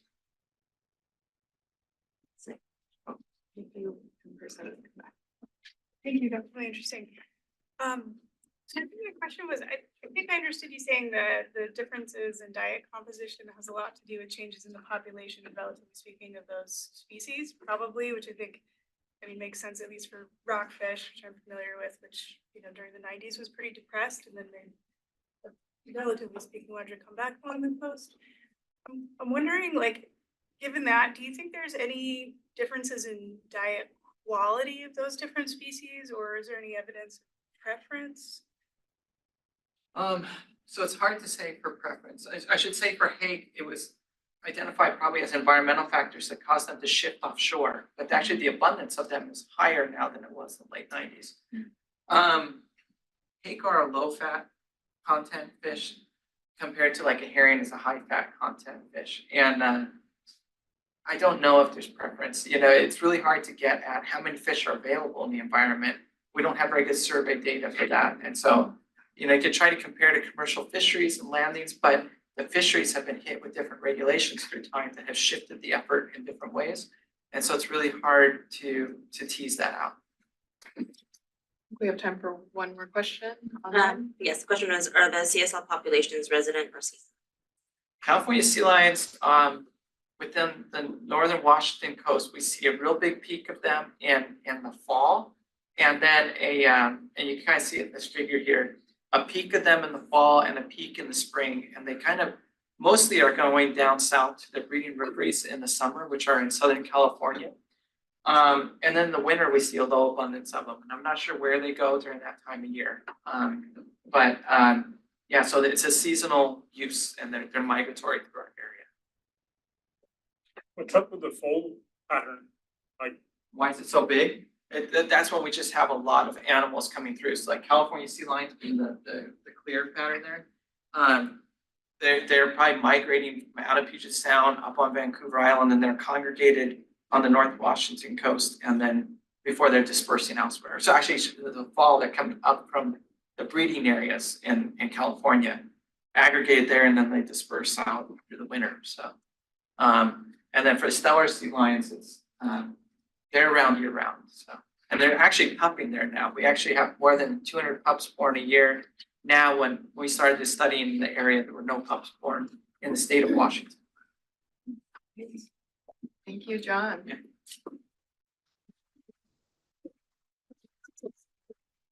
Right, so for our next talk, we have two presenters, and this is a little bit different. One is in person, one is remote. I'm gonna stop sharing this screen. We have John Clambakidis from Cascadia Research Collective and Frankie Robertson from San Juan County. Plug that in.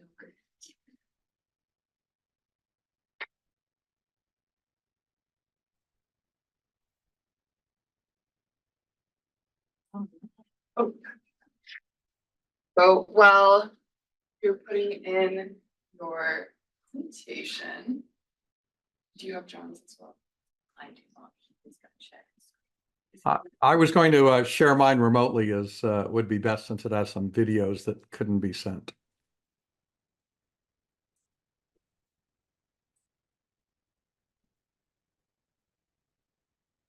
Just remind people briefly that if you're not online, there's some very interesting chat going on, so feel free to, speakers, take a look for questions there. And then for everybody, you can always watch from the back of the page as well. Way to connect with some other folks online if you want. Particularly, I just want to mention that Monique is offering more information about hard parts within the parts of the page. Right? So, interesting thoughts.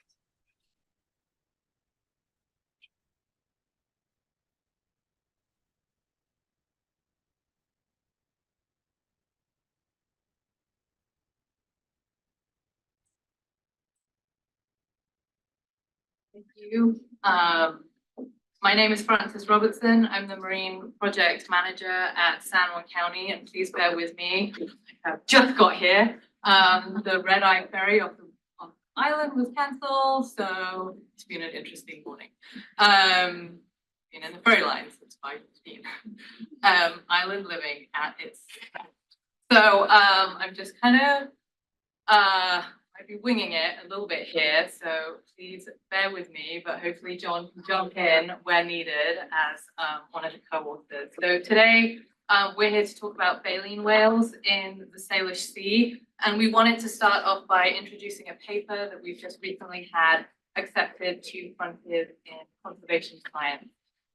Before I start, I just want to acknowledge our co-authors, particularly Jen Olson, the lead author on this, Sean Larson, Hannah Miller, Alexis Morrigan, and Susan Bertha as well. So this is a paper where we went about using long-term opportunistic sighting records to look at the spatiotemporal shifts in Mr. Sea presence and use of the Central Salish Sea region.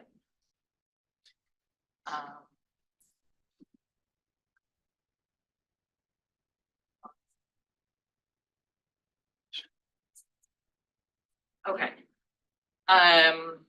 Okay, so the focus of this paper was on humpback, grey, and minke whales. These are three mysticeid species that are most commonly encountered in the Salish Sea. Humpbacks and grey whales were really decimated from the inland waters of Washington State and BC through commercial whaling. And prior to that, they were the subjects of indigenous hunts, particularly on the outer coast.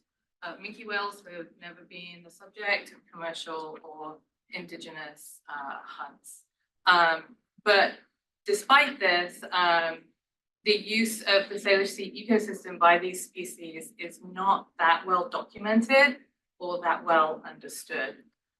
So we went about utilizing sighting records dating back to 1976 to assess the patterns of these species in the Salish Sea. And we were able to utilize over 17,000 records, which allowed for a much greater scope and geographic range in the data. Okay, so the two main questions that we were really interested in looking at is looking at how sighting rates of the three species have changed over time, and how the spatial distribution and use of the Salish Sea has varied between the two species over time as well. And I'm not going to go into the approach that we took and the methodology. We'll send out the paper through the Marine Mammal Working Group and let you delve into it there. But we just wanted to give a really brief overview and some of the core take-homes from the results. So this was just a map of the study area just to show that the sightings spanned this full region, though only 2% of the reported sightings came from the Hood Canal region. In terms of temporal trends, there were notable increases in sightings for gray whales and humpbacks, which might be expected as they've recovered from whaling. But the trends in minke whale sightings suggested they were much more stable over time. So here you can see the gray in the pink line, the humpback in green, and blue line. And then in terms of spatial trends, we were able to find that there were patterns in the sightings data that highlighted quite varied use of the Salish Sea by the three baleen species. So the humpbacks in the middle were much more widely distributed, while grays are much more concentrated in Puget Sound proper, and the minkies tend to be much more concentrated around the San Juan Islands. Compared to grays and humpback whales, the sightings of minke whales, as I said, were concentrated around the San Juans there. And we're going to get into, as John and I break up to talk more about the respective species, we're going to delve a bit more into these patterns through the work that we've been doing on them separately. So that's a very brief overview, and that's because I know that John has a slew of slides to get through on grays and humpbacks. But just before he did, we did want to acknowledge the data stewards of these sightings data, so the Whale Museum, Orca Network, and Cascadia Research Collective, who collate a lot of these sightings data. And also all of those who contributed to sightings over time. It's something that is really valuable. Hope that people continue to contribute. And then Thelma, who was former research GIS, I think she was the sightings coordinator for the museum when we started this paper, and she put a lot of effort into corralling the data set that we could analyze, which in and of itself takes a lot of time. But I will cross over to John now, who I think is going to share his screen. And he'll be able to override. So John, I can just stop sharing. Yeah. Okay. Great. Thanks so much. Really appreciate the description of the paper and the findings that Francis did, and part of what each of us was going to do. I was going to do it for humpback and gray whales, and then I think I don't know if it'll still occur after lunch. Francis has a talk focusing on minke whales. So the follow-up I was going to do on gray whales and humpback whales are that to me, this study that just came out is valuable in that it showed how opportunistic sightings can be used if they're properly interpreted. And I think some of the ways we did that was by contrasting among the different whale species to try to separate which part of the increase in reports or the spatial distribution of reports was the result of reporting bias. The study showed there were increases in humpback and gray whales, and the Salish Sea was somewhat different timings, which I show slightly to the right there. It showed these gray whale concentrations like Francis showed in the northern Puget Sound region, and humpback whales concentrated in eastern and central. So I'm going to look at how that fits in with the larger picture of what we know in the ongoing studies of gray whales that we've done, as long as that is still showing okay. And here I'm drawing from these larger studies we've been doing for quite a few years that have quite a few other collaborators than were involved in in that analysis of the sighting data itself. So I want to acknowledge this involves work that we're doing in collaboration with a number of groups. The gray whale sightings, the interesting thing for that is there are what I would characterize as at least 4 different groups of gray whales that use Washington waters to some degree. And these Salish Sea sightings were really described and focused on what we call the Sounders group of gray whales, that second category you see here. And this is a small group of gray whales that has come to use the northern Puget Sound area. We've actually, for the Sounders, identified part of that feeding area they use as now a biologically important feeding area in a publication that just came out in March of 2024 in Frontiers in Marine Science. And in that paper, we described the range and critical areas for some of these species. But for the Sounders gray whales, you can see here in this larger left panel, we define the shaded area that you see there as the important feeding area. And that lines up really well with the figure that Francis showed in terms of the area of concentrated sightings. As a part of that paper, we also updated and modified some of the migratory corridors as important areas as well as some of the feeding areas for the PCFG gray whales. Gray whales have been undergoing some major changes in recent years. We're just coming out of an unusual mortality event.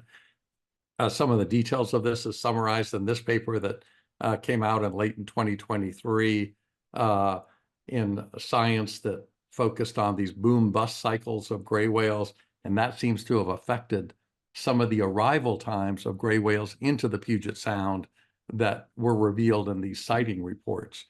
Also, our long-term strandings line up well with some of these changes in sighting numbers.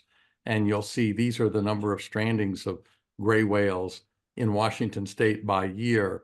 And they've definitely had 3 periods of major increase in strandings. And these line up with the periods that emerged out of the sighting study showing times of increased gray whale occurrence into Salish Sea.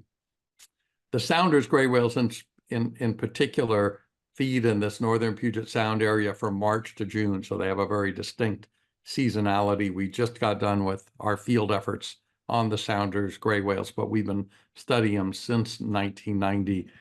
We look forward, there's actually a grant from the National Estuarine Program that should help fund some of this work going forward as well with both gray and humpback whales. And related to that, we've been looking at how these Sounders gray whales do rapidly improve their body condition. This is based on work we're doing with SR3, John Durbin and Holly Firmbaugh, showing rapid changes in body conditions as these gray whales feed in the northern Puget Sound area. I'm going to go quickly over some of these. Some of these are slides some of you may have seen before, but updated with the most recent data. This slide, which shows the different Sounders gray whales, shows that there was an initial group that came in the early 90s, a second group that joined in the late 1990s, and then a new group that's shown up with this latest unusual mortality event. And those periods of Sounder gray whale, again, match those stranding peaks. It also fits really well with that boom-bust cycle paper I referenced that Josh Stewart led. And again, I'm going to go quickly over some of these. In recent years, we have seen increased seasonality of presence of these gray whales feeding that might reflect the nutritional stress the larger population has been under. So the Sounders gray whales have not only shown up in bigger numbers, but stayed for longer and sometimes stayed over the winter. We've been looking intensely at their feeding behavior, starting with these tag deployments we've been doing. I'll just point out, we're excited. We just completed doing 17 tag deployments in the last month on these Sounders gray whales, deploying these suction cup attached tags. And we're really excited because we've gone from these pole deployments. I don't think I'll have time to show this video, but I'll just show you this video to now deploying these with a drone. And this is showing our one of our first deployments on gray whales where we can just drop the tags onto gray whales and the suction cups stick. So that turns out to be a much better way, much more successful, lower stress on the animals to deploy these tags. And they end up giving us a wide variety of data that I won't go into. We are excited that one of the new elements of our data right now is that Hannah Clayton, a PhD student at Stanford, is now doing a dedicated study of the prey of gray whales. Okay, I'm going to jump quickly because I know time is short to humpbacks and just point out that, you know, the trend that we've seen of increasing humpback sightings in the Salish Sea in this paper matches some, you know, an earlier work that Hannah Miller had in her master's thesis at UW. And it also matches really well with the trend we've had in the identifications of individual gray whales, both in our own work and also through collaborators that submit photos to Happy Whale, a site that collects citizen science. And this increase in humpback whales in the Salish Sea also matches increases that have been seen in other parts of their range in terms of humpbacks coming in increased numbers. The context for this is, I'm going to jump over a few of these, is that the overall humpback whale population has been increasing at almost 7%, 7 to 8% per year along the whole West Coast. This is for California, Oregon. From our earliest work that we started in the 1980s, the humpback whale population off California and Oregon has gone from 500 now to over 5,000.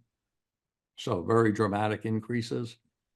We've also seen a dramatic increase in the number of humpback whales estimated with mark recapture for Washington, southern British Columbia, which now numbers over 2,000 animals. And I wish I could get into the details of these different models, and but generally this upper line is the model that accounts for heterogeneity and gives us our best estimate. I'll point out that with Happy Whale and the collaboration of researchers in other parts of the world, we now can identify where the majority of these humpback whales go in other times of year to winter. Our area is a little bit interesting, the Salish Sea, in that the largest proportion of those animals have been documented going to Hawaii, but we also have almost a similar proportion going to Mexico, and then a much smaller proportion going to Central America. We've been doing tagging studies with humpback whales there, looking at their movements. This is some of the tracks and movements of a tagged humpback whale here, showing its movement around the Strait of Juan de Fuca and the Salish Sea. Also shown are other sightings of that individual from previous research. So you can sort of see the pattern of where it's been seen along with some of its movements and some of the dive behavior.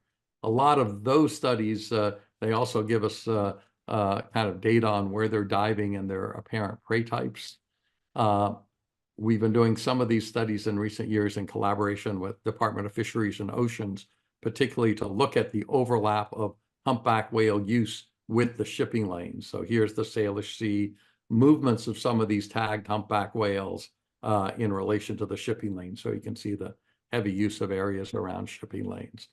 And we've also had some of our biologists go on some of the ships, like these photographs here were taken from a large container ship that we had a biologist on. And these are photographs from the Strait of Juan de Fuca, showing how some of these whales are using some of the areas, you know, right in the shipping lanes that these ships are transiting to. There have also been some encounters and mortalities from ship strikes of ferries and whales that have also washed up dead with evidence of ship strikes that I won't go into, since I want to just wrap this up. And also we've shown that as these whales use inside waters, they're also more likely to encounter overlap with fishing activities. This is a gray whale that was entangled in Dungeness crab gear in the Strait of Juan de Fuca that we were able to successfully disentangle. Okay, that's the end of my presentation. Hopefully that stayed somewhat on time there. Okay, thank you, John.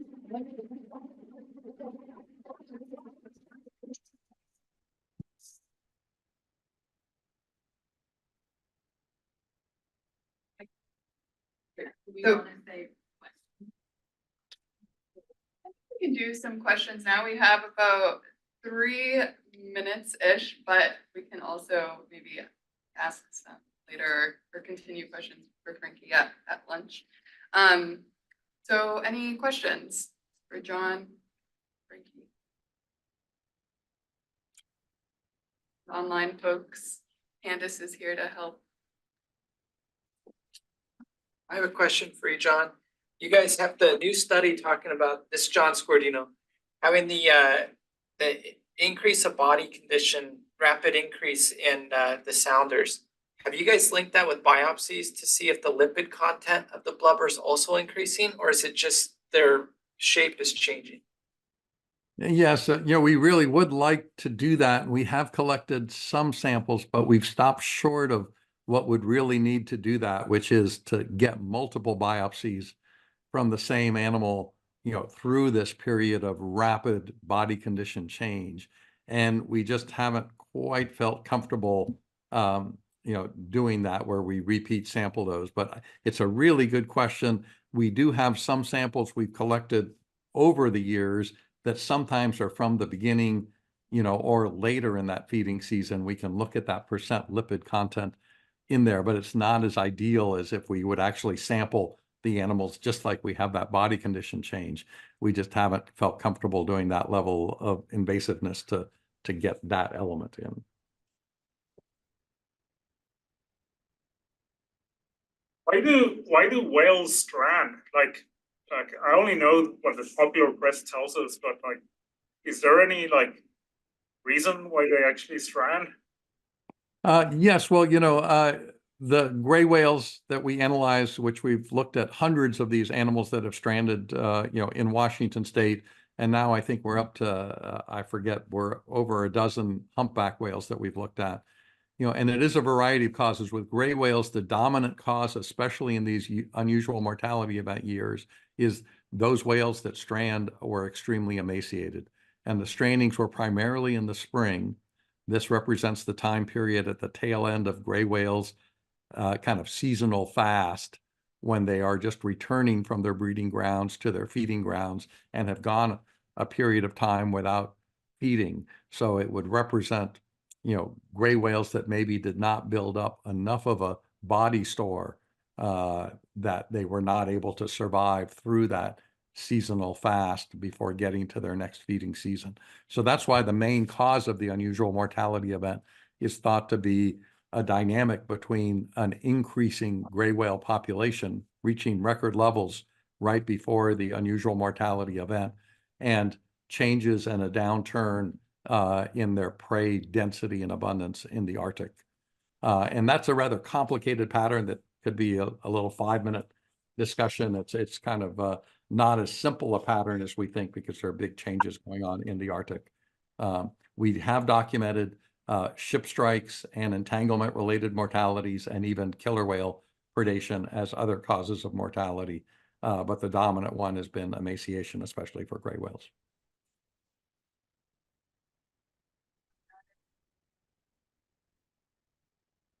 All right, I think we could squeeze in one more question and then we're gonna break for lunch.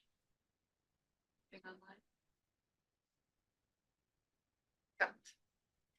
I'll ask something similar, Frankie, after lunch, but for you, John, do you have any preliminary thoughts about humpback diet within Puget Sound proper, sort of south versus central versus the Strait of Juan de Fuca? Thank you so much for asking that question, because that really is, if there's one thing that, I was looking forward to in sharing this presentation with this group, is to make that connection. I think we're well on the way to trying to make the connection with gray whales with Hannah Clayton's work and the focus on ghost shrimp. But I think for humpback whales, that's a really important question. Some of the tag deployments that we've done in the Strait of Juan de Fuca have revealed that the humpback whales seem to be feeding primarily on krill. But that's in the central and western Strait of Juan de Fuca. I think in some of these areas in the eastern strait, and especially deeper into Puget Sound, that's where we've observed more feeding on what appear to be schooling fish.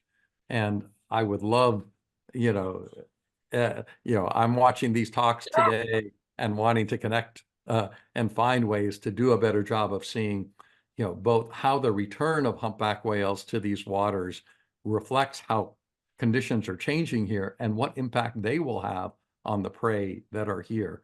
And so I think that's a really important question. We have some hints to it, but it's really what I think can come out of the, future collaborations and connecting with some of the prey studies that are being done inside the Salish Sea.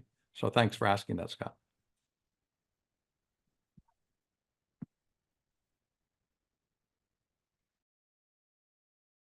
All right, welcome back online participants and in-person participants. We are back for the second half of this meeting, which will include several lightning talks and a discussion at the end. And our first lightning talk is by Ricky Robertson from San Juan County on Salish Sea minke whales. And I will hand it off to you. And it's still So yeah, I'll scroll mine back to just before lunch when we were talking about patterns of baleen whales presence in the Salish Sea. So I just wanted to take the opportunity here with this joint group, especially with folks from Marine Birds and Forage Fish here, to talk about some of the work on minke whale monitoring that's been going on since 2018.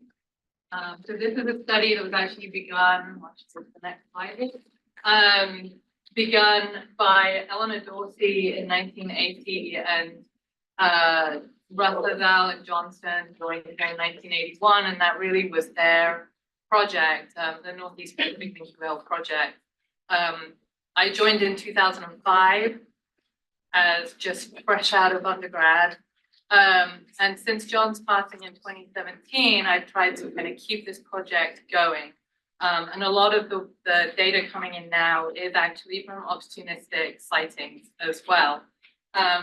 So just to give you some background, I'm going to zoom through some of the key things that we've been able to take away from this study through this 40 years of data. But first, I just wanted to highlight that this is it was the first photo ID project of minke whales anywhere. They were able to study individual behaviors of animals. It's now one of the longest running catalogs of this species. And the data has come from a combination of dedicated field effort and, as I said, opportunistic effort and contributed encounters from researchers, naturalists, and whale watchers. So I have 5 insights for 5 minutes. The first insight is minke numbers in the Salish Sea are small but consistently present, and this really was reflected in the analysis of the opportunistic sightings data as well. We see these small numbers and pretty consistent over time. There were some points in time where the analysis picked up changes in the numbers of sightings, and I'll get into a little bit of that as well. But in general, I've just thrown some numbers up here. During the first decade of the study, so 1977 to 87, an average of 10 animals a year were encountered around the San Juans. For the period 2005 to about 2020, which was a combination, both of these were combinations of opportunistic effort and dedicated field time. Again, an average of 10 animals per year. So very little difference there in the numbers being encountered each year. Slide 2. I kind of like to joke. I don't know if it's a good joke or not, but especially now, I think you can say that minke whales are probably more resident than southern residents in the Salish Sea. We see the same animals coming back consistently every year.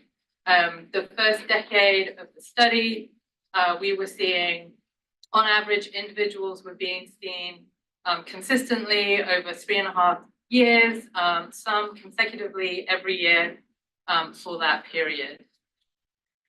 Similarly, we've seen that with some individuals during the more recent almost 20 years as well. So these patterns suggest that minke whales are using the Salish Sea, have been relatively stable over the 40-year long time frame, but really driven by a limited number of animals. Insight 3. This is like one of, I think, the really exciting things that we're being able to pull out of this data. And I know this is very Nick Jagger, it's a good one, given the Rolling Stones just played in Seattle. But just going back to some of that early data collected in the 80s, we've been able to pull out at least 2 individuals, indicating that we've got 40-plus-year-old minkies that return swimming around the Salish Sea, and we have very little data on the longevity of this species. There's some indication in whaling data that they live to 50 years, but this is, I think, some really concrete evidence of longevity in this species. Really quickly, moving on to Insight 4. I've got 30 seconds. Hopefully I can get through it. But we've been seeing these shifts in spatial use over time. So the study in the 80s identified small-scale site fidelity with these 3 core foraging areas. The sightings data analysis in the paper that we presented earlier found these notable decreases in sightings in the 1980s and shifts in spatial clusters from a larger 40-kilometer radius, which really encompassing the island, to a much smaller radius concentrated off the eastern shores of San Juan Island, which really corresponds to what we've seen is whales abandoning areas A and B and only being found foraging down in the straits. So consistent with what we were seeing in the opportunistic sighting data. Moving on really quick here. Insight 5. So I'm a little over, but I'm going to keep going. We're hypothesizing that we're really only seeing females and young of the year in the Salish Sea. Minke whales are known to segregate by sex in nearshore foraging areas, particularly in the North Atlantic. The reason that this pattern is beginning to emerge is we see all females in the stranding record and the occasional calf. And we also see the occasional known individuals turning up with calves early in the spring, such as this individual here. So the one in the foreground is an animal we know as Joni with a small one. So just in conclusion, and I think I did throw this one in just to highlight, like the larger baleen whale species, humpbacks and gray whales, these whales are also at risk. One of our known individuals died from apparent ship strike in 2022. So it is something that we just want to keep in mind with increases in shipping traffic in the region. And finally, just in conclusion, so these data have been able to tell us that minke whales appear to be naturally rare in the Northeast Pacific. There are long-term consistent presence patterns. There have been some spatial shifts in distribution with a decrease in sightings and a constriction in range in the early 1990s, which may have been linked to prey availability. And there's apparent segregation by sex in the Salish Sea, but we don't know where the males are feeding. And so I just want to say thank you with that and throw out a question to you all to ask if there have been similar trends in temporal or spatial trends in forage fish and marine bird populations that kind of reflect something similar to what we've been seeing in minke whales over this time frame. And if so, I really would love to know. So please come talk to me. Thank you.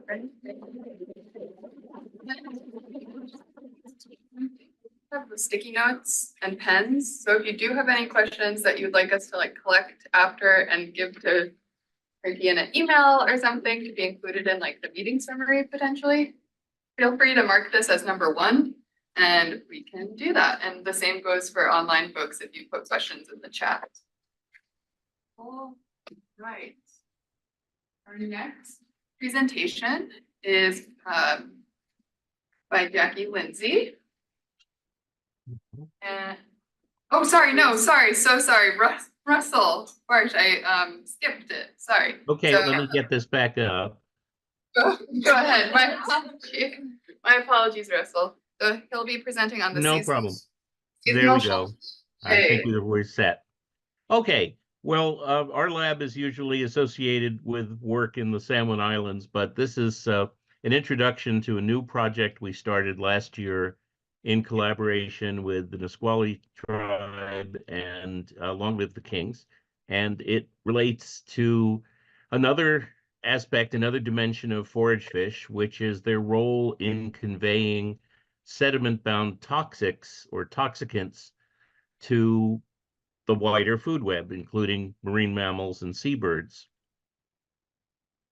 Let's see if I can get this to advance. Aha. There we go. Okay, so the focus of this study is Oro Bay, Anderson Island in the South Sound, the Nisqually fishing territory. Herring utilizing the bay have shown some anomalies that could reflect high toxic loading. And at the early stage of the study, we identified two potential sources nearby. One, a Superfund site at Joint Base Lewis McChord, which EPA has found to be rich in PCBs. And the second, a recently used, just a few years ago, marine dump, an Army Corps marine dump off the northeast shore of Anderson Island, filled with old lumber mill waste. We identified bisphenol A, which is used in lumber glue, and PAHs as potential contaminants from that site. But before getting to the toxic loading, the real key to this is understanding what the herring that visit Oro Bay are eating. So let me move on to that. Nisqually collected nearly weekly herring samples last year, and we analyzed gut contents and found that herring in Oro Bay were both extremely selective and shifting their target amongst a number of larger crustaceans in the zooplankton practically from week to week. So as you see here in this illustration, 1 week, almost half of what was eaten were larval crabs. Another week, major item was gammarate amphipods, and this was shifting from week to week during the period of sampling and over several hundred gut content samples. Now, the interesting thing is the question of whether changes in what herring eat could result in differences in how toxified they are, what their toxic loading is. And interestingly enough, both looking at PCBs and looking at bisphenol A, we found that the time of collection, which is to say the period of time that the fish were sampled in Oro Bay, time of collection makes a significant difference in toxic loading. So this implicates the food web and what prey is being targeted at different times of the year. That gets us into a very important question that Jim West brought up at a Forage Fish Working Group meeting, I think, maybe going on 2 years ago, which is exactly how does something like PCBs get out of the sediment into the food web and affect fish, so that the pathway is important in terms of what targets are reached and which ways fish pick the sediment bound toxics up. This is the food web that we're looking at right now with Cyphocaris chilengeri as a potential aggregator of sediment bound toxics. And it's a prey item that Oro Bay herring target preferentially only at one time of year. So the fish that are in the bay at that time of year are picking up toxicants concentrated by Cyphocaris. we're going to continue this work. We are continuing this work this year in 2024, and we'll be looking for changes in continuity in the relationship between prey choices and toxic loading in Oro Bay herring as we move forward. Okay. Russell.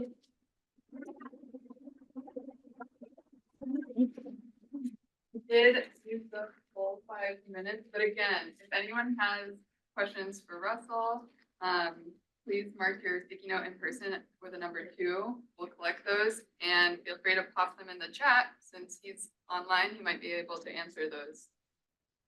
So thank you, Russell. All right, our next presenter, lightning talk, is Jackie.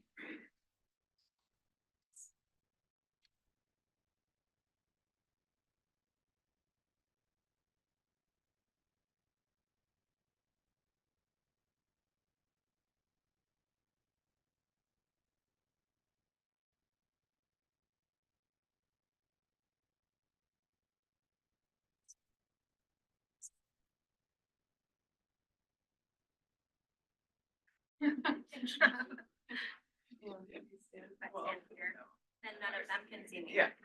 Do we care about the virtual audience more? Or There we go.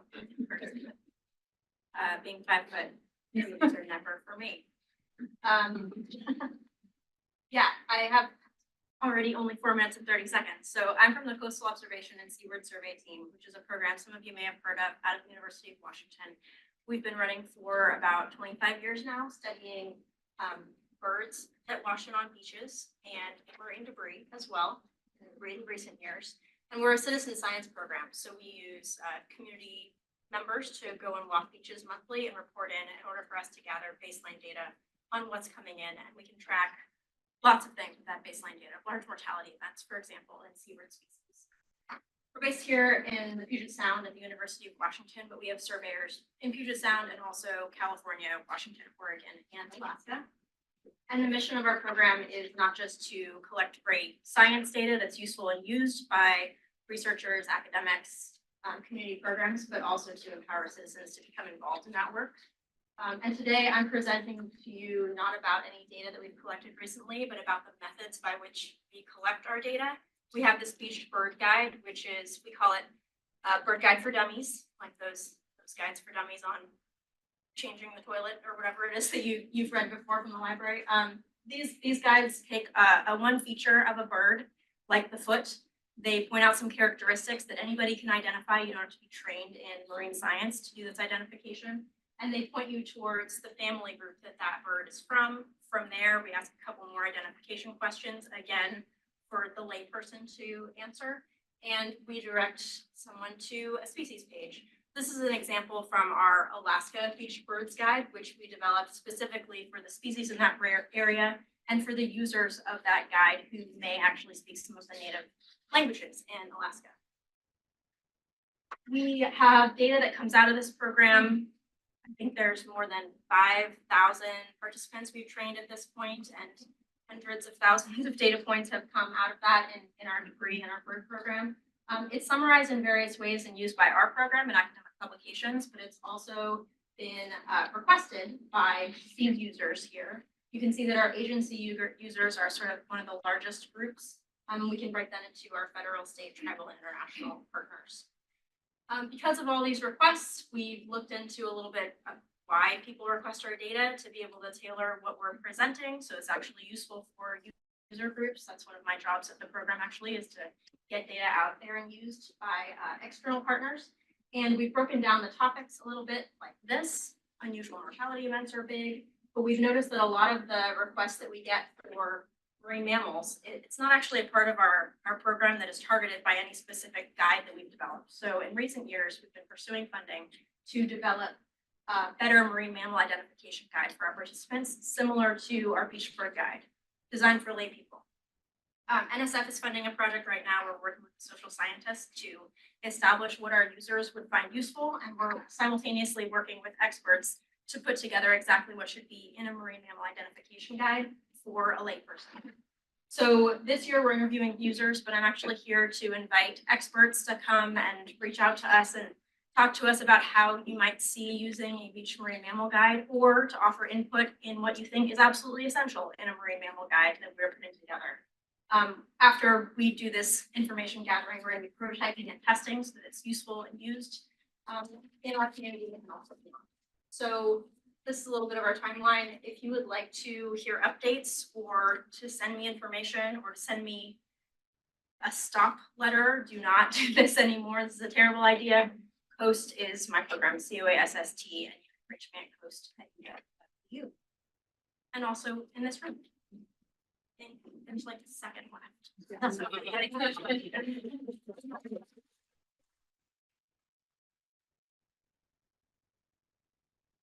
Yes. Thank you, Jackie. Just recognizing lightning talks are fast, they're hard. Thank you to all the presenters who are willing to take this challenge on. And I will create more buffer time next time. Okay, our next presenter is Monica Whelan-Shields, who is presenting on Big's killer whale diet. Take it away, Monica. My name is Monica Whelan-Shields. I'm the co-founder and director of the Orca Behavior Institute, a small nonprofit based on San Juan Island, and we're just entering our 10th field season. And I just wanted to touch base on kind of what we've seen in terms of predation by Big's killer whales, formerly known as transient killer whales. That may be a more familiar term to some of you, but regardless of what you call them, the main thing to know about them is that they're mammal eaters in contrast to our fish-eating southern resident killer whales. And at the Orca Behavior Institute, we've been opportunistically tracking sightings of Bigs throughout the Salish Sea based on community scientist reports. A sighting we define as a unique observation of a unique group of whales on a particular day. And for a long time, historically, we were averaging about less than 200 sightings per year within the Salish Sea, but there was a huge spike in 2017 that has just continued to go up since then. Until 2023, we had over 1,400 unique sightings throughout the region. This is an illustration of a DFO report that occurred in 2013 about range-wide predation by Big's killer whales. And you can see that over half the diet is made up of harbor seals. And then the top 4 prey items, adding harbor porpoise, stellar sea lion, and Dall's porpoise, make up over 90% of their diet range-wide. And since 2017, we've again been anecdotally recording predations within the Salish Sea. And over the last 7 years, the picture is remarkably similar, with over half of the diet sea lions, harbor porpoise and stellar sea lion coming in next. Sorry, over half of the diet seals, and then porpoise and sea lions, with the major difference being much fewer Dall's porpoise, with fewer Dalls currently using the Salish Sea compared to elsewhere in the range. But that other category, just to give you an idea of what's in there, California sea lions, northern elephant seals, Pacific white-sided dolphins, and sea otters, and perhaps most importantly for the Salish Sea is minke whales. We've had 3 confirmed Big's killer whale predations on minkies in recent years, and at least another 7 attacks or failed chases. So as we learned from Frankie, with a really small regional population, this could potentially be a significant impact on Salish Sea minkies. We also did a study in 2018 looking at what the impact would be on Salish Sea harbor seal populations. Using the actual number of observed whales present in the Salish Sea in 2017 and their estimated energetic requirements, we came up with a minimum estimate that at that time, Bigs were taking, 1,100 harbor seals throughout the region at a minimum. And since 2017, our sightings of Bigs have doubled. And so it's a reasonable assumption that their take of harbor seals may have doubled since that time to closer to 2,500 per year at a minimum. So there's some interesting potential predator-prey interactions going on there. Definitely keeping a keen eye on the pinniped surveys to see if some of those seal numbers are starting to decline in response to the huge rise of Big's killer whales in the region. And then finally, we don't really talk about this so much in the sense of predation as an important part of the Big's killer whale diet. But for this audience, I did want to mention that Bigs do regularly harass and kill marine birds. And as there are more Big's killer whales in the Salish Sea, we're seeing more and more of this behavior. This is a list of the species that we have documented bigs taking. And again, perhaps most critically, marbled murrelet on there, as we learned, an endangered species in the state of Washington. So potentially an unanticipated source of murrelet mortality locally. Thanks very much. Right on the timer.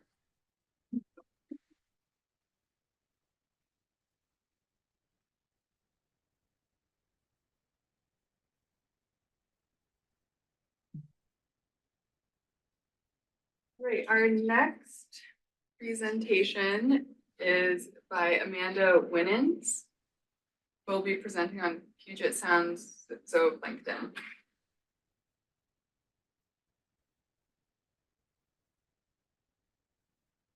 Will we see your presentation? Hello. Hi, everyone. I'm Amanda Winans from the UW Zooplankton Lab. Can you hear me? Yes. Okay, great. How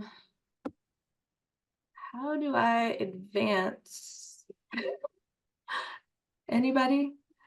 Click your arrow, your right arrow. Not letting me advance like usual.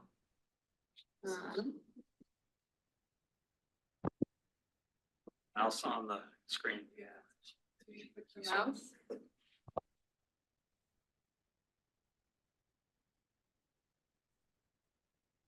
Okay, here we go. The Puget Sound Zooplankton Monitoring Program has been going on since 2014. We have numerous partners all around Puget Sound, all the way up to the San Juan Islands. And at most locations, we do bi-weekly sampling from March through October. And then we also have a lot of stations that are sampled monthly in the winter. We have two types of samples: the vertical net tows, which are the full water column tow. They're 200 micron mesh size. And we go over these in more detail in the lab. And so these are our species indicators of environmental variability. The other type of tow is an oblique bongo net tow. These are a larger mesh size, and they're towed alongside or behind the boat so they can catch kind of larger, faster critters. And this is towed in the upper 30 meters where juvenile salmon are feeding. So this is our salmon prey field index. And for some of my slides, I'm just going to be showing you data from these 4 stations. Okay, this is data from all of the stations. This is the vertical total biomass with northern stations at the top and then mid and southern. And these are all on the same scale, so you can compare among the regions. And so generally we have some higher biomasses in the mid stations and generally lower in the southern ones. Just to point out a couple of patterns we've noticed over the years. During the marine heat wave years in 2015, continuing into 2017, we had elevated biomass all over the place, but especially apparent in the mid stations. And a lot of these spikes were due to larger crustaceans like larval crabs. And then in later years, starting in 2019, we had these springtime peaks up in the northern stations. And those mostly consisted of these large oceanic copepods, Eucalinus and Neocalinus. And then looking at 2023, we kind of have been seeing this low, or we saw this low biomass kind of across the board. So looking into this a little bit more, here are those 4 stations. So the northern one's at the top, the southern one's at the bottom.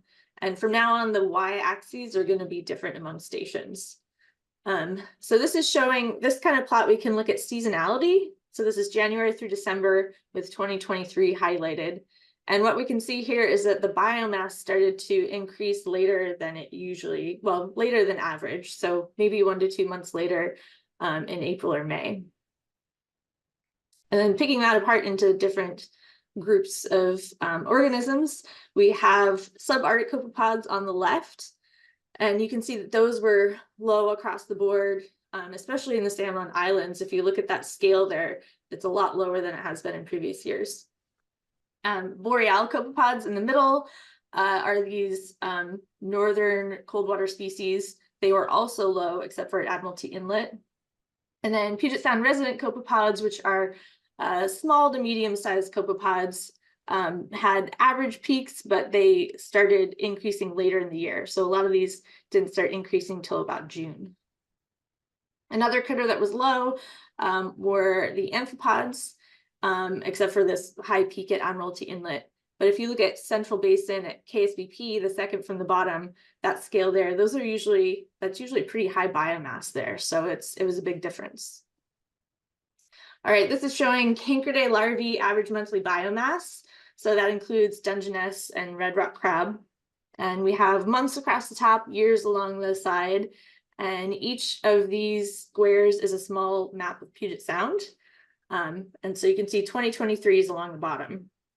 So as you can see, Admiralty Inlet in the teal usually has some pretty high biomass values.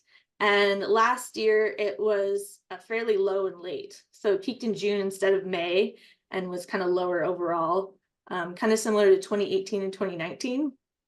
And then KSBP in Central Basin in the purple, we actually had the highest value we've seen at that station, also sort of similar to 2019.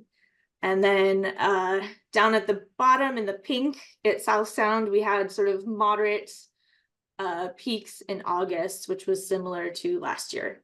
So with these, with the crab or with Cancredidae overall, mostly low, but really variable. All right, and a big thank you to all of our sampling partners and our funders. Thank you. Thanks for listening. Thank you, Amanda. All right, I have the next presentation up, and that is going to be by Alaya Morel on Puget Sound's Integrated Modeling Framework. Okay.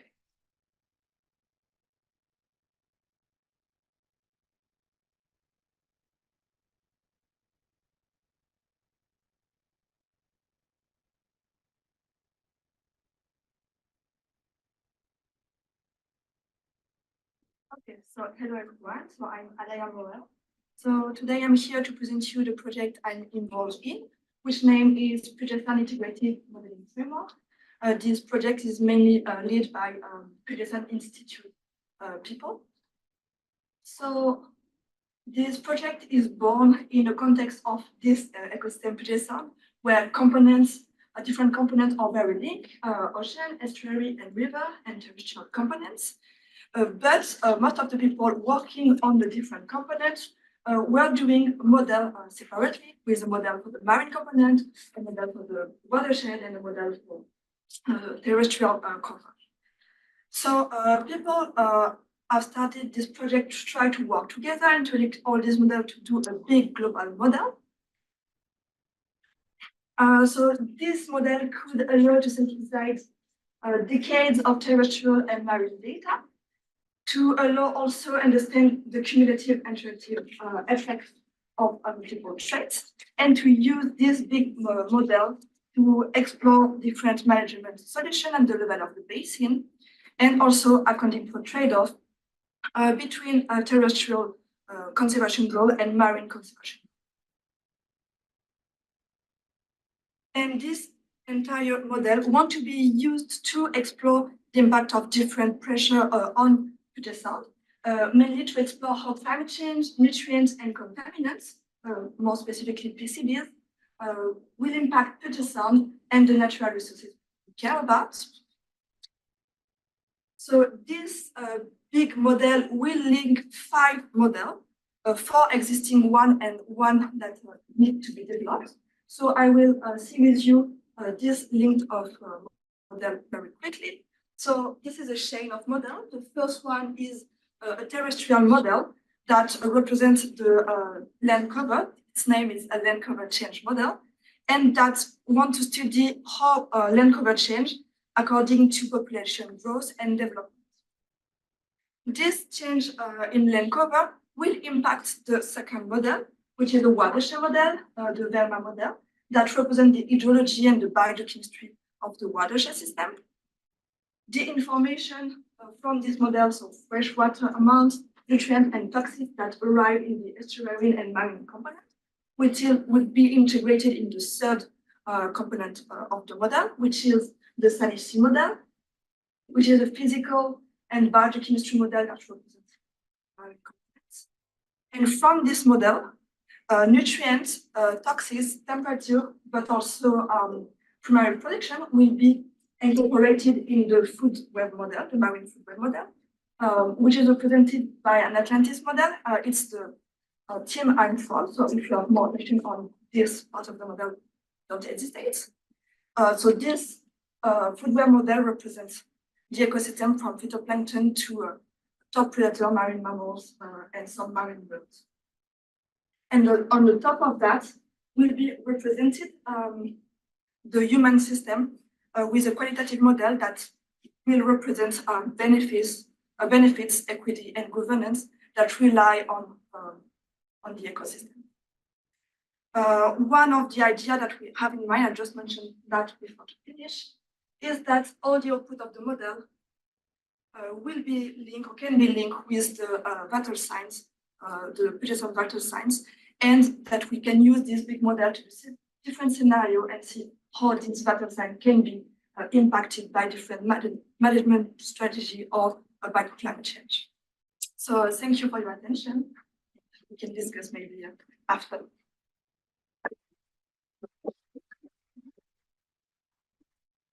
Thank you. All right, thank you so much. All right, so that was a lot of information, a lot of talks. Hopefully you jotted down some questions. The great thing about PSEMP is we all have work group meetings, and maybe if one of these lightning talks you would like to hear more from. So tell your work group lead coordinator. All right, maybe we'll take just a second to breathe. Thank you again to our lightning talk presenters. But we wanted to end today with a discussion. And let me stand over here where I'm supposed to stand. And I will stop sharing. Great. So we wanted to end really focusing on one of our meeting objectives, which is to engage in discussions regarding potential collaborative efforts, including but not limited to projects that are designed to inform management frameworks. So during lunch, we got together, reviewed your sticky notes, kind of found what you were excited to hear from today, and created 3 focus areas. So the idea here is that we have 3 focus areas, one being toxics and diseases, one being opportunities for collaboration, and the third being trophic interactions. And these groupings are the same online and in this space. And we're really asking you to go to the board that you find most interesting, that you would like to talk more about. We've developed some questions that each group can consider, but really want to come out of this discussion with some opportunities identified. And remember, we're in like our work planning period as well. So this could be a good opportunity to identify specific to your work group or identifying collaborative opportunities where we could find a similar objective in our work plan that we could work on together. So with that, I'm going to ask if Jamie or Trina have anything that they would like to add.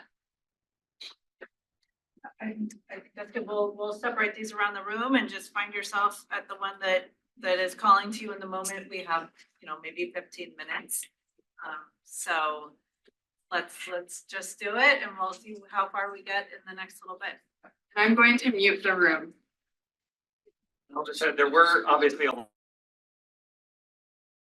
that kind of fit across these. So this is where we kind of captured the biggest themes, but things like long-term monitoring and tribal engagement came up several times. That kind of ties into any of this and something we can consider when talking about.